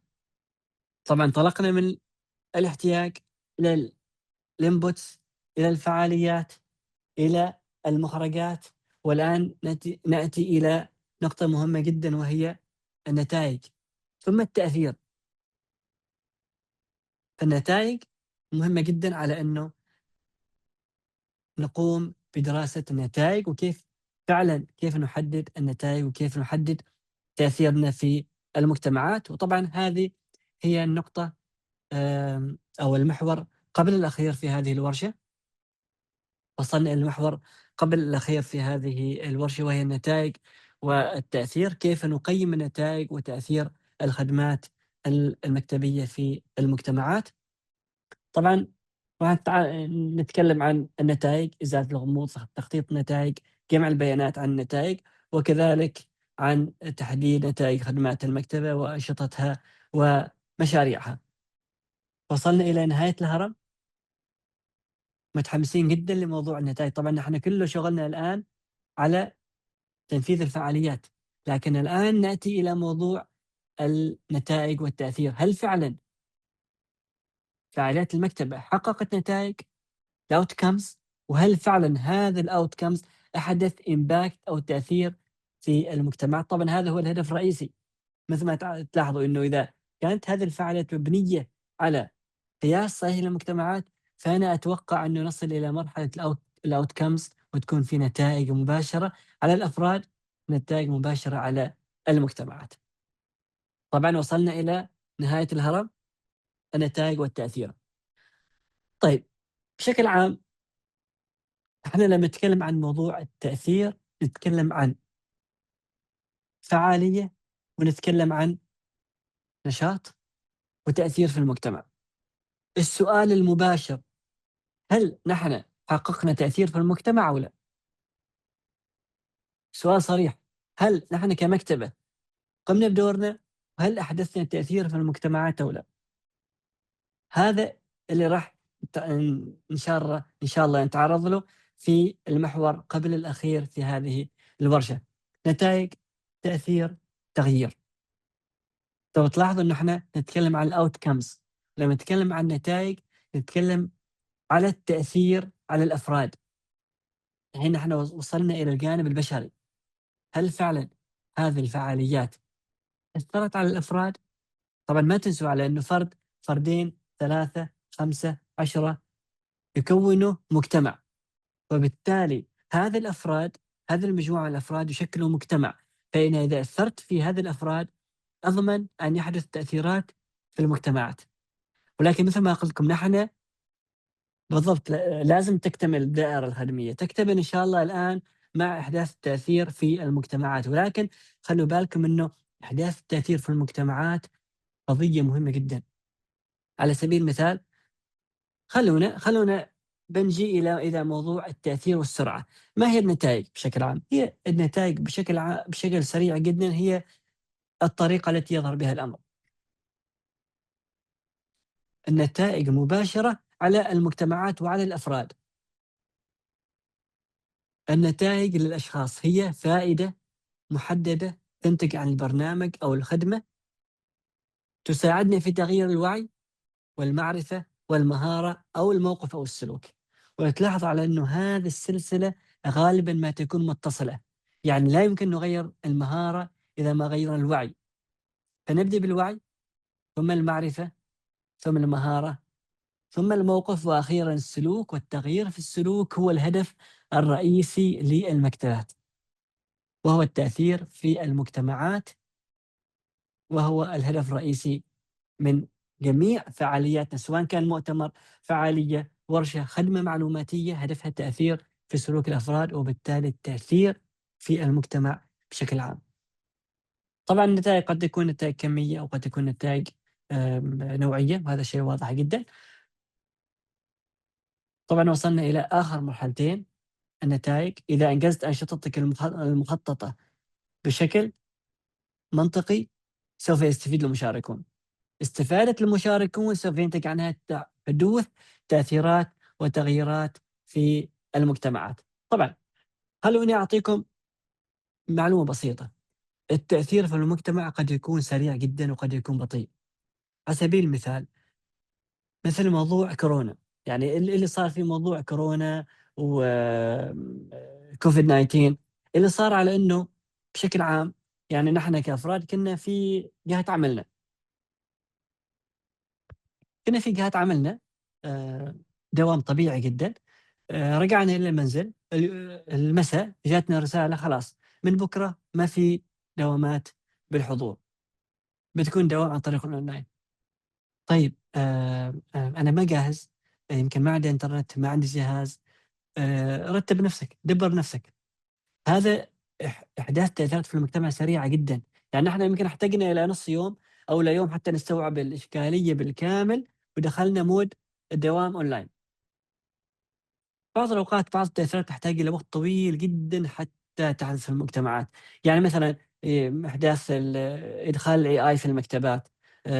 بعض المكتبات بدأت تستخدم الchat bots في رد على المحادثات. تلاحظ إنه هذه يعني تأثيرات بس تاخذ وقت. في مكتبات بدأت قبل سنة، في مكتبات بدأت الآن، في مكتبات لا زالت تنتظر المكتبات الأخرى. الفهرس عن طريق استخدام الAI. في مكتبات طبّقت، في مكتبات لأ، تنتظر، في مكتبات مترددة، في مكتبات لا تمتلك القدرة البشرية أو حتى التقنية. فبالتالي هذه التأثيرات في المجتمعات تحتاج إلى وقت، وتحتاج إنه فعلًا المكتبات توقن إنه هذه التغييرات يعني تحتاج وقت، وتاخذ وقتها تاخذ دورة منطقية. تلاحظوا إنه في علاقة بين التأثيرات وبين الوقت، يعني نحتاج إلى وقت بسيط جدًا حتى نغير الوعي، ثم المعرفة، ثم المهارات، المواقف، السلوك، إحداث التأثير الفعلي في المجتمعات، وكل هذا مرتبط بموضوع الوقت. يعني إلى إحداث تأثيرات في المجتمع تحتاج إلى وقت أطول، لكن الawareness أو رفع الوعي في موضوع محدد أو تغيير الموقف قد يكون محتاج إلى وقت بسيط، ثم تزويده بالمهارات، تزويده بالمعلومات، بالمهارات، يبدأ يكوّن موقف شخصي، يبدأ يغيّر في سلوكه، يبدأ يأثّر في ال المجتمعات. وهذا بشكل عام اللي ينطبق على معظم الأشياء اللي تتم في المكتبات. يعني طبعًا هذا أحد الأمثلة على موضوع أيضًا استخدام الهواتف النقالة. طبعًا قد يكون موضوع فينا إحنا كمكتبات، يعني مثلًا الفهارس البطاقية والتحوّل إلى ال الأنظمة الإلكترونية أيضًا أخذت وقتها طويل، يعني ما شاء الله من 2000 بدأت مكتبات تتخلّص من البطاقات الورقية، لكن أو الفهرس الورقية أو البطاقات الورقية، لكن هذا يعني مَر بمرحلة، يعني رفعنا الوعي، ثم المعلومات، ثم المهارات، ثم بدأ المكتبات تكوّن مواقف، ثم بعد ذاك حدث التأثير الفعلي في هذا الموضوع. طبعًا التأثير أو التغيير قد يكون إيجابي وقد يكون سلبي، قد يكون مقصود وقد يكون عرضي. بعض التأثيرات في المجتمعات تحدث بطريقة عرضية، يعني المكتبات لا تقصدها. وخلّوا بالكم أيضًا المكتبات ليست هي الجهة الوحيدة المسؤولة عن إحداث التأثيرات في المجتمعات، لأن إحداث التأثيرات في المجتمعات خاصة عندما نغيّر وعي. يعني على سبيل المثال مثل ما ذكرت لكم مثلًا موضوع تقبُّل المجتمع لأصحاب الهِمَم أو لأصحاب الإعاقة. هذا الموضوع قد لا تكون المكتبات العامة هي المعنية عنه، بالتعاون مع جهات أخرى، جهات إعلامية، جهات بحثية، معرفية، جهات أكاديمية قد يكون أيضًا. فبالتالي وحتى التشريعية والرقابية وغيره. فبالتالي المكتبات تجد نفسها حلقة من سلسلة. المكتبات تقوم بدورها في رفع الوعي، في تقديم المعلومات، في استضافة، في عمل لقاءات مباشرة وفي غيره، لكن ليست هي المعنية الأساسية عن إحداث التأثيرات. وكذلك خلي بالكم أن المكتبة لا يمكن أن تعطى دور قياس تأثير المكتبات في المجتمعات. أنا أعتقد أنه أمناء المكتبات لا يمتلكون المهارات الأساسية اللازمة لعمل دراسة قد تكون تشمل بلد. هل تأثّر الوعي أو تغيّر الوعي من إلى. فبالتالي المكتبات دايمًا تكون عضو في فريق أو تكون هي تساهم ببعض المختصين والخبراء من المكتبة حتى يكونوا يعني أعضاء في فريق أكبر يقوم بهذه المهمة. طبعًا مثل ما قلت لكم إنه التغيير قد يحدث بسرعة وقد يعني يحتاج إلى وقت طويل كذلك. طبعًا على سبيل المثال برنامج القراءة، طبعًا أحد المكتبات تقدم برنامج للقراءة. طبعًا النتائج المحتملة هي تحسين مهارات القراءة، زيادة استمتاع الأطفال بالقراءة، وأن يكون الطلاب أو الأطفال أكثر عرضة للقراءة. طبعًا خلّوا بالكم إنه إحنا لمّا نصمم أو نخطط لأي برنامج أو خدمة مكتبية، يجب أن يكون في معانا نوع من الوعي ببعض النتائج المحتملة لهذا الفعالية. وطبعًا كتابة النتائج المحتملة هي يعني قد يكون يعني بطريقة يعني واضحة جدًا، وعندما نركز على تخطيط تقييم النتائج، فنحن نركز على أشياء أساسية جدًا. ماذا نريد نحن كمكتبة؟ ماذا يريد أصحاب المصلحة؟ ما الذي يمكن أن المكتبة تحققه بشكل أو بآخر، أو ما يمكن المكتبة أن تغيره في المجتمعات؟ النتائج يجب أن تكون مبنية على 3 أشياء أساسية: أهداف النتائج أو أهداف التأثير، مؤشرات النتائج، البيانات والأدلة. أيضًا عندما نقوم بدراسة النتائج وتأثيرها في المجتمع، نقوم بجمع البيانات، ولكن نجمع البيانات من العينة أو من الأفراد المجتمع الذين حضروا أو الذين تعرضوا للبرنامج أو الفعالية. طيب، عندما نضع نتائج أو أهداف للتأثير يجب أن تكون هذه النتائج واضحة وقابلة للتحقيق وواقعية. أيضًا أنا كمكتبة لا يمكن أن أكون غير واقعي. يعني أنا لا أمتلك الموارد، وأنا كمكتبة عامة سوف أغيّر 100% من المجتمع. قد يكون هذه النتيجة قد تكون غير واقعية. وبالتالي يجب أن تكون النتائج أو أهداف النتائج أو النتائج المحتملة أن تكون واقعية جدًا، وأن تكون تلامس فعلًا الواقع الحقيقي والموارد البشرية والمالية والتقنية المتوفرة في المكتبة. أيضًا أن تكون واقعية وتم صياغتها بعناية. طبعًا هذا النموذج كيف نكتب أهداف تأثير متوقعة. تلاحظوا على إنه إحنا دايمًا نركز على الأفعال، فعل يتضمن التغيير، ماذا سأغيّر، من سأغيّر، ويمكن أن أخصص مكان أو زمان. يعني مثلًا أنا أعمل برنامج للقراءة، قد يكون تلاحظوا على إنه تزويد 200 شاب تتراوح أعمارهم بين كذا وكذا بالمهارات اللازمة للعمل الديمقراطي أو نشر العملية الديمقراطية في البلد خلال 2026. تلاحظوا على إنه هذه نتايج محتملة، يعني هذه أقوم بالتفكير فيها وكتابتها قبل البدء الفعلي في تنفيذ الفعالية أو في تنفيذ الخدمة. فعل يتضمن التغيير، من سأغير، ماذا ستغير، وقد أضيف تخصيص مكاني وزماني. طبعًا لمّا تجينا النتائج المحتملة بالطريقة هذه بعد تنفيذ الفعالية، يكون من السهولة بإمكاننا أن نقيس هل فعلًا حققت أهدافي أو لأ. بعد تنفيذ الفعالية، هل أنا حققت أهدافي؟ هل 200 شاب تم تزويدهم بالمعارف الأساسية للمشاركة الديمقراطية أو لأ؟ تلاحظوا على إنه هذه الصياغة الجيدة ساهمت على إنه يكون معرفة مدى تحقيق الأهداف أو عدم تحقيقها سهلة جدًا. باعطيكم بعض الأمثلة. أو قبل الأمثلة خلونا نتكلم عن موضوع مؤشرات النتائج. طبعًا النتائج قد تكون نتائج كمية وقد تكون نوعية. أنا مثلًا أركز على إنه أغيّر في المجتمع مثلًا، مثلًا 90% من المجتمع إنه يعني يكون عندهم مهارات الICT أو مهارات الوعي المعلوماتي أو يبدوا استخدام الAI في التعليم. 90% من المجتمع. لاحظوا على إنه هذه مؤشر كمي. يمكن إنه أستخدم مؤشرات نوعية أيضًا. مؤشرات نوعية ممكن تكون والله إنه عدد مقبول أو عدد جيد من أفراد المجتمع يكونوا أكثر قدرة على استخدام الAI في التعليم. فتلاحظ أن المؤشرات النتائج قد تكون مؤشرات كمية وقد تكون مؤشرات نوعية. طبعًا أنا أفضّل استخدام المؤشرات النوعية الكمية، لأن المؤشرات الكمية دائمًا أسهل للمتابعة وأسهل للقياس. أما المؤشرات النوعية قد تكون فيها من الصعوبة بمكان أن المكتبات تقوم بقياسها. يعني مثلًا، يعني أنا أضع مثلًا مؤشر نوعي إنه عدد جيد من أفراد المجتمع يتمكنوا من استخدام ال AI في التعليم. هذا عدد جيد، يعني هذا قد يكون فخ، لأنه عدد جيد ما موضح هل جيد معناه من 20 إلى 30، من 40 إلى 50 أو أقل.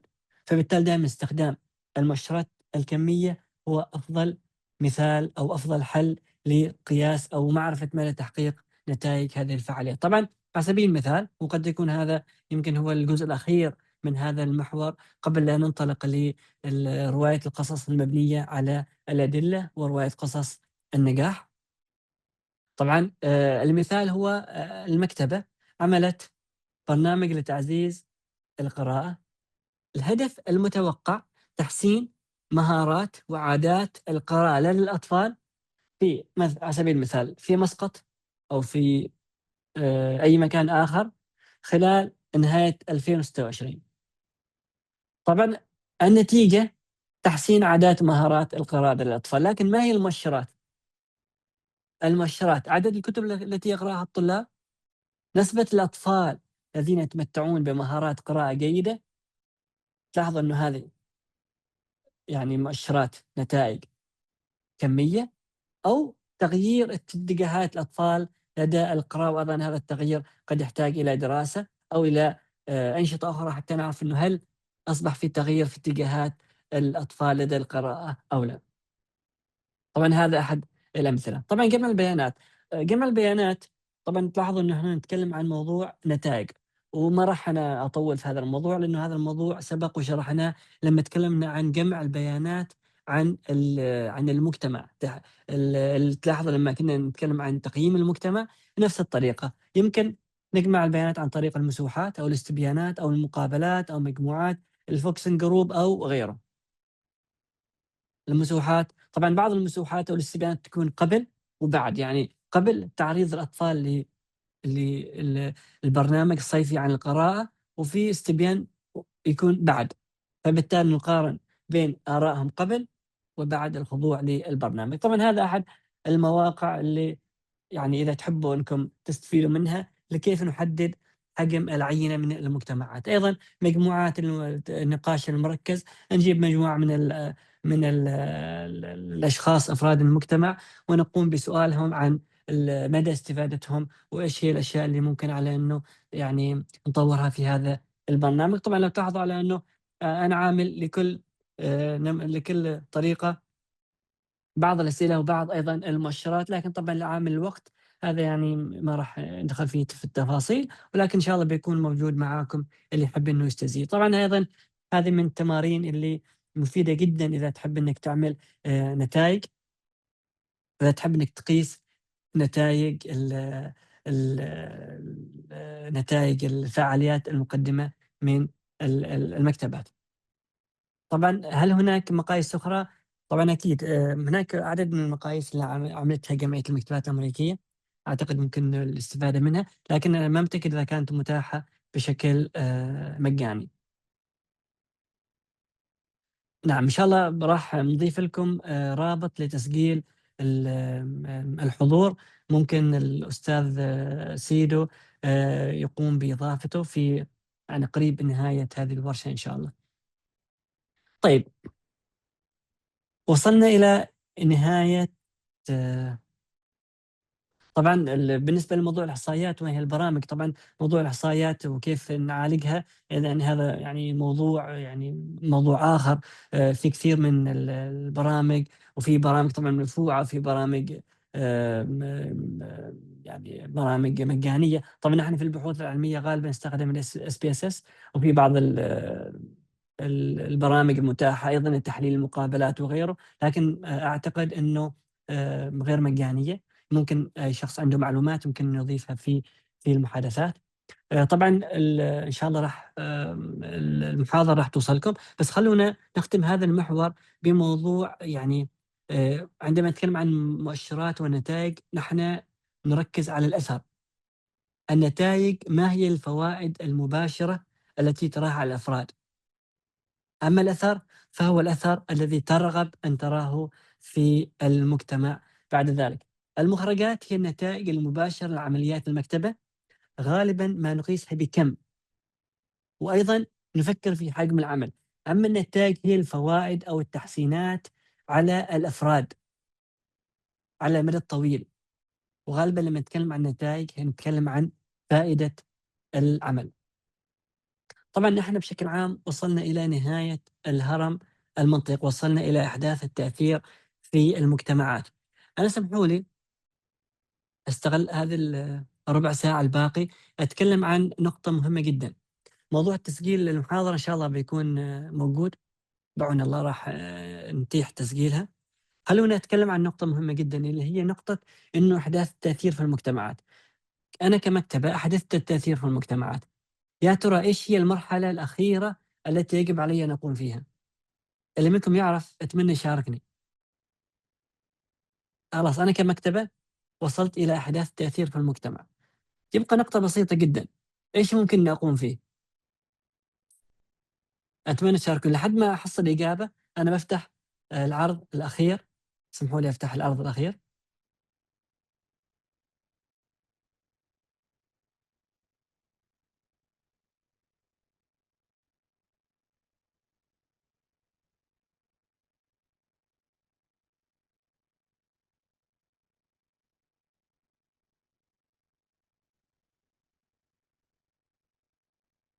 طيب ما في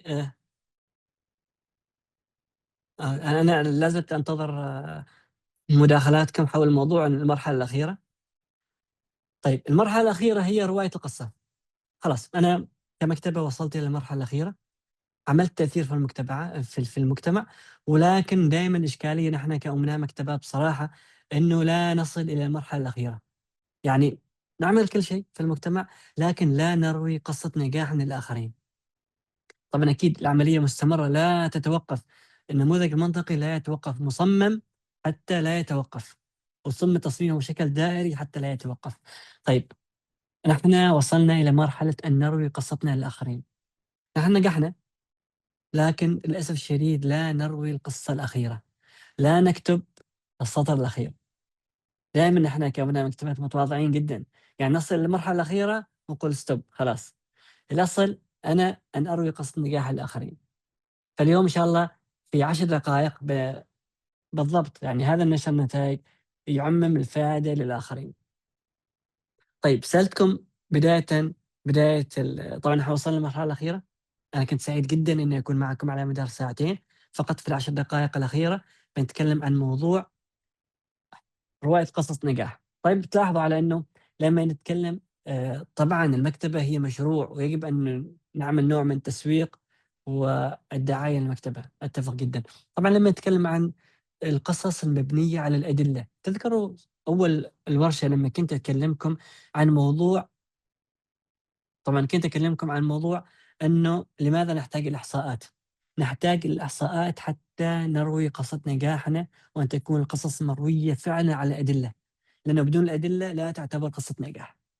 فنحن وصلنا للمرحلة الأخيرة نقوم بتجميع جميع الأدلة والإحصاءات ونقوم برواية هذه القصة بأجمل طريقة ممكنة. طيب كيف نستخدم البيانات لإظهار التأثير؟ نتأكد من أن أصحاب المصلحة يفهمون قيمتنا وتأثيرنا. نحن نفهم أصحاب المصلحة وأهدافهم وغاياتهم. طبعًا مشينا في خطوة وفي رحلة جميلة جدًا من الاحتياج إلى إحداث التأثير في المجتمع، إلى إحداث التأثير في المجتمعات. الآن دورنا نروي قصة المكتبات ونستخدم البيانات للمناصرة ولحشد الدعم للمكتبات.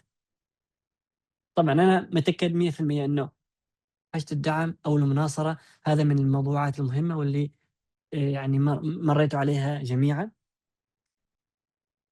فالآن كيف نستخدم هذه الإحصاءات وكيف نروي قصة نجاح المكتبات؟ طبعًا لو تلاحظوا على إنه هذا الشكل لخّص تقريبًا كل حاجة أريد أقول لكم إياها عن موضوع رواية القصص. كيف نروي قصة نجاح المكتبات؟ متى أكون أفصّل أكثر؟ متى أكون مختصر أكثر؟ متى أستخدم الأرقام؟ متى لا أستخدم الأرقام؟ طبعًا رواية القصص نجاح هذا موضوع مستقل تمامًا وهذا ورشة أخرى، لكن أنا فقط حبيت إنه أختم النموذج المنطقي برواية قصة نجاح. طبعًا تلاحظوا على إنه متى يحتاج إنه أكون بتفصيل، متى أحتاج الأرقام. لأ، نتكلم عن قصص نجاح معناه نركز على الجانب القصصي، والجانب السرد القصصي والسرد العاطفي، لأنه غالبًا كل قصص التأثير في المجتمعات تكون مبنية على قصة، وتكون مبنية على احتياج، وتكون مبنية على واقع. فبالتالي أنا إذا رويت القصة بأفضل طريقة ممكنة، أضمن على إنه المكتبة فعلًا لها تأثير في المجتمعات، وصوت المكتبة وصل للآخرين. طبعًا أنا أمُر على الموضوع مرور الكرام مثل ما يقولوا، بس اللي يحب التفاصيل ممكن على إنه يكون هذا ورشة أخرى عن كيف نروي قصص نجاح المكتبات، وكيف نستخدم البيانات في رواية هذه القصة. كيف أتأقلم مع الجمهور؟ كم من الوقت يمتلك الجمهور حتى يعرف عن المكتبة؟ ماذا يعرفون؟ هل هم مهتمون بالمكتبة؟ لمن يستمعون؟ من يستمع لمن؟ ما هي أهدافهم؟ خلّي بالك لمّا أتكلم عن قصص أهداف التنمية المستدامة، فأنا أتكلم عن نموذج منطقي وصل إلى النقطة الأخيرة ونجح في تحقيق التأثير في المجتمعات، وبالتالي المكتبات التي تؤثر في المجتمعات هي المكتبات التي تستحق أن تروى قصص نجاحها للآخرين. لو تذكروا الموقع اللي ذكرت لكم إياه سابقًا، وراح أذكره من قريب إن شاء الله، موقع يحتوي على عدد كبير من القصص. طبعًا نحن في المنطقة العربية حاليًا في معنا 3 قصص نجاح موجودة على موقع الإفلا، نتأمل على إنه في أكثر من قصة أيضًا، في معانا من العراق ومن تونس والدولة الأخرى أعتقد الأردن، ما متأكد، العراق، تونس والأردن تقريبًا نعم، نتأمل في المستقبل على إنه معظم المكتبات تكون لها قصص نجاح. طبعًا نحن نؤمن في الاتحاد الدولي للمكتبات على إنه كل المكتبات هي مكتبات حاجة للدعم، وكل المكتبات لديها قصة نجاح. وهذا الموقع اللي ذكرت لكم إياه سابقًا اللي ممكن إنكم تسجلوه أو تدخلوا عليه مباشرةً، هذا الموقع /stories موقع يحتوي على جميع قصص نجاح في العالم. يعني تخيل أنت موجود في مسقط، أو أنت موجود مثلًا في الجزائر، أو موجود في السودان، أو موجود في الصومال، وتفتح على هذا الموقع وتطلع على جميع قصص نجاح المكتبات في العالم. مئات إذا ما كانت آلاف القصص. فبالتالي هذا يعطينا يعني نوع من الأبعاد الدولية. طبعًا أنا مثلًا موجود هنا في أقصى العالم، إذا أقرأ قصة نجاح لمكتبة موجودة في مكان آخر من العالم، أكيد إني أتشجّع، أكيد إني أستفيد من تجاربهم، ممكن أتواصل معاهم، أطلب منهم بعض النصائح حتى أستفيد أو حتى أنجح في عملي. وهذا هو الهدف الرئيسي من هذا الموقع اللي يتكلم عن قصص نجاح المكتبات. طبعًا أنتم لو تلاحظوا على إنه في قصص نجاح المكتبات دايمًا نركّز على موضوع القصة، دايمًا نركّز على موضوع الدليل، وبالتالي الإحصاءات والصور والمقابلات مهمة جدًا لرواية قصص نجاح المكتبات. طبعًا لو تلاحظوا على عُجالة، هذا الشكل طبعًا ممكن قصة نجاح تكون باللغة العربية، ويمكن هم يقوموا بتحويلها إلى اللغة الإنجليزية. والآن ما شاء الله يعني موضوع اللغة يعني ما أصبح كثير، لأنه عدد كبير من الوسائل المتاحة للترجمة من لغة إلى لغة أخرى. طبعًا لو تلاحظ على إنه هذا المخطط لقصص نجاح المكتبات، هل تمتلك قصة؟ نعم. هل المكتبة قامت فيها؟ نعم. هل غيّرت حياة أو أشخاص في المجتمعات؟ نعم. إذا أجبت على هذه ال3 أسئلة بنعم، فبالتالي أنت تمتلك قصة نجاح تركز على 3 أشياء أساسية: ماذا، لماذا، وتأثيرك. تركز على 3 نقاط أساسية، وبالتالي تقوم بنشر هذه القصة، ويمكن يطلع على هذه القصة الآلاف أو المئات الآلاف حول العالم. طبعًا هل تنطبق على المكتبات المدرسية؟ أكيد طبعًا هذه ممكن أي مكتبة. يعني طبعًا أنتم لو دخلتوا على هذا الموقع راح تلاحظوا على إنه عدد كبير جدًا من القصص أو قصص نجاح التي نُشرت حول العالم. طبعًا هذه بعض الtips أو بعض النصايح لنشر قصة نجاح المكتبات في الموقع، مثلًا أن تكون اللغة واضحة، أن تستخدم المصطلحات المتعارف عليها. وأيضًا هذه يعني مثل ما تعرفوا، أنا أعتقد أكاد أجزم أنكم جميعًا مرّت عليكم هذه الأهداف الUN. أهداف التنمية المستدامة، الأهداف ال17. وطبعًا دائمًا هي قصة نجاح، هي القصة التي تكون تخدم أحد المؤشرات ال17 أو أحد الأجندة ال17 التي تعمل الأمم المتحدة على نشرها حول العالم، وتكون طبعًا المكتبات هي جزء لا يتجزأ من هذه الأجندة. طبعًا أيضًا نحن في الاتحاد الدولي للمكتبات نؤمن بأن كل قصة هي تجربة تعليمية، ونؤمن كذلك بأن كل قصة هي فرصة لحشد الدعم وللمناصرة للمكتبات. طبعًا هذا هو الموقع من جديد، موقع خريطة مكتبات العالم، ممكن إنكم تدخلوا وتطلعوا على طبعًا على المكتبات وتطلعوا على جميع البيانات الموجودة في هذا الموقع. ختامًا، في بعض القصص النجاح التي نُشرت حول العالم، أنا أحاول إني أيضًا يعني أستغل الوضع من حول يعني الاستغلال الأمثل. طبعًا هناك مجموعة كبيرة من القصص، وقد يكون يعني أنا أكاد أجزم على إنه نحن في المكتبات نقوم بأعمال هائلة بشكل يومي. قد هذه القصص لا تُروى، لكن أنا متأكد أن هذه القصص هي قصص جديرة بالرواية، جديرة بأن تُروى وأن تُكتب وأن يستفيد منها المختصين أو المهنيين حول العالم. يعني في المكتبات نقوم بأعمال جليلة جدًا.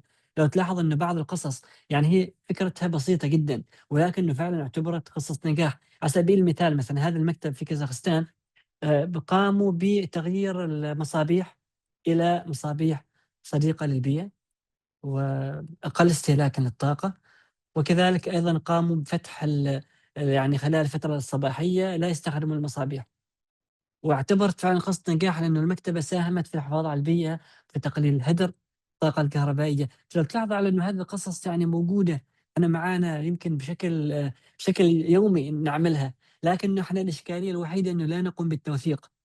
هذه إشكالية حقيقة أتمنى فعلًا إنه نتخلص منها، وأن نقوم بتوثيق هذه الجهود وهذه الإسهامات لحماية البيئة، وننشر هذه القصص للآخرين. طبعًا في الملف في جميع حتى في مقاطع فيديو. أيضًا في كينيا هذا المكتبة العامة لاحظت على إنه الأطفال عندهم ضعف في اختبار الرياضيات المقدمة عن طريق الحاسوب، ولمّا شافوا لماذا يعني انتبهوا على إنه أصلًا الطلبة لا يمتلكوا الإمكانيات الفنية. فعملوا بعض الورش وأعطوهم بعض الأجهزة حتى يعني يستفيدوا، وبعد ذلك طبعًا كانت نتايجهم يعني رائعة جدًا، وهذا يُحسب كقصص نجاح. طبعًا بشكل عام أنا باركز على القصة الأخيرة، القصة الماليزية التي اعتبرت قصص نجاح. طبعًا هذه القصة الماليزية سُميت بreading seeds أو بذور القراءة. اعتمدت على طبعًا المكتبة العامة عملت تجربة على النساء الحوامل، أخذت مجموعة وقالت إنه خلال 10 سنوات راح تقوم بتزويد الأطفال بكُتب من عمرهم يوم واحد إلى عمرهم 10 سنوات.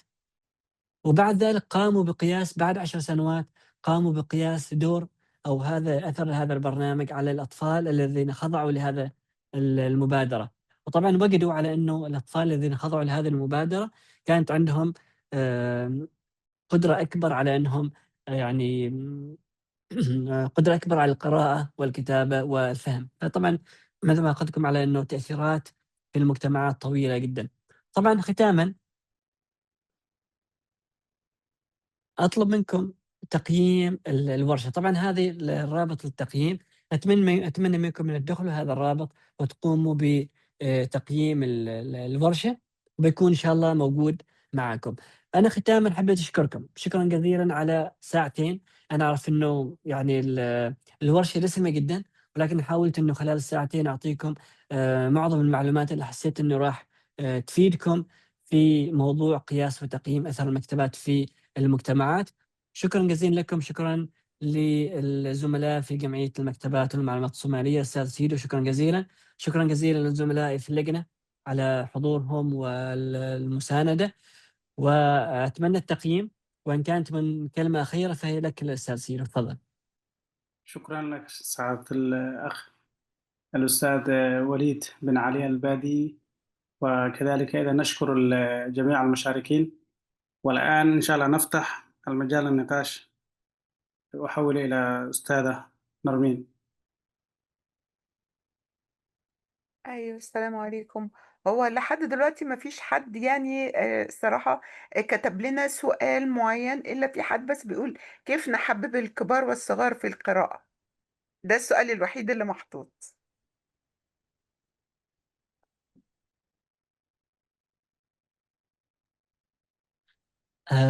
هذا موضوع كبير صراحة يعني.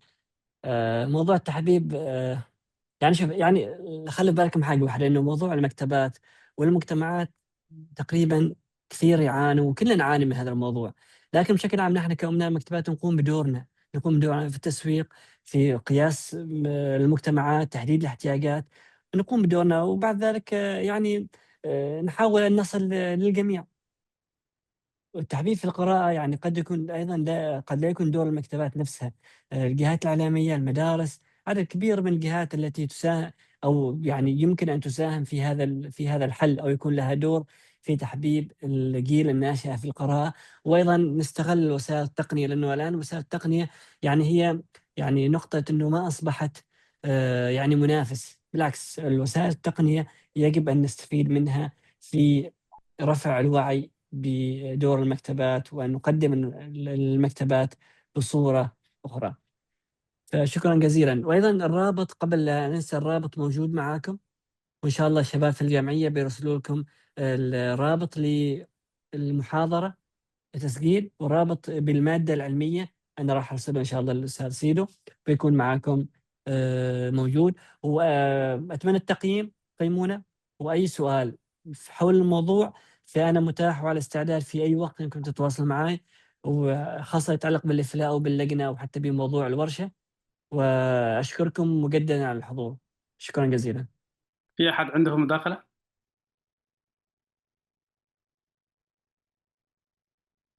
لا، ما في مداخلات. مم. شكرا لكم. في نهاية هذه الورشة نشكر الأستاذ وليد بن علي البادي ونشكر المشاركين والمستمعين. وورشتنا القادمة بإذن الله تعالى أساسيات الفهرسة باستخدام مارك للدكتور محمد من مكتبة قدر الوطنية بإذن الله. بارك الله فيكم وجزاكم الله خيرا.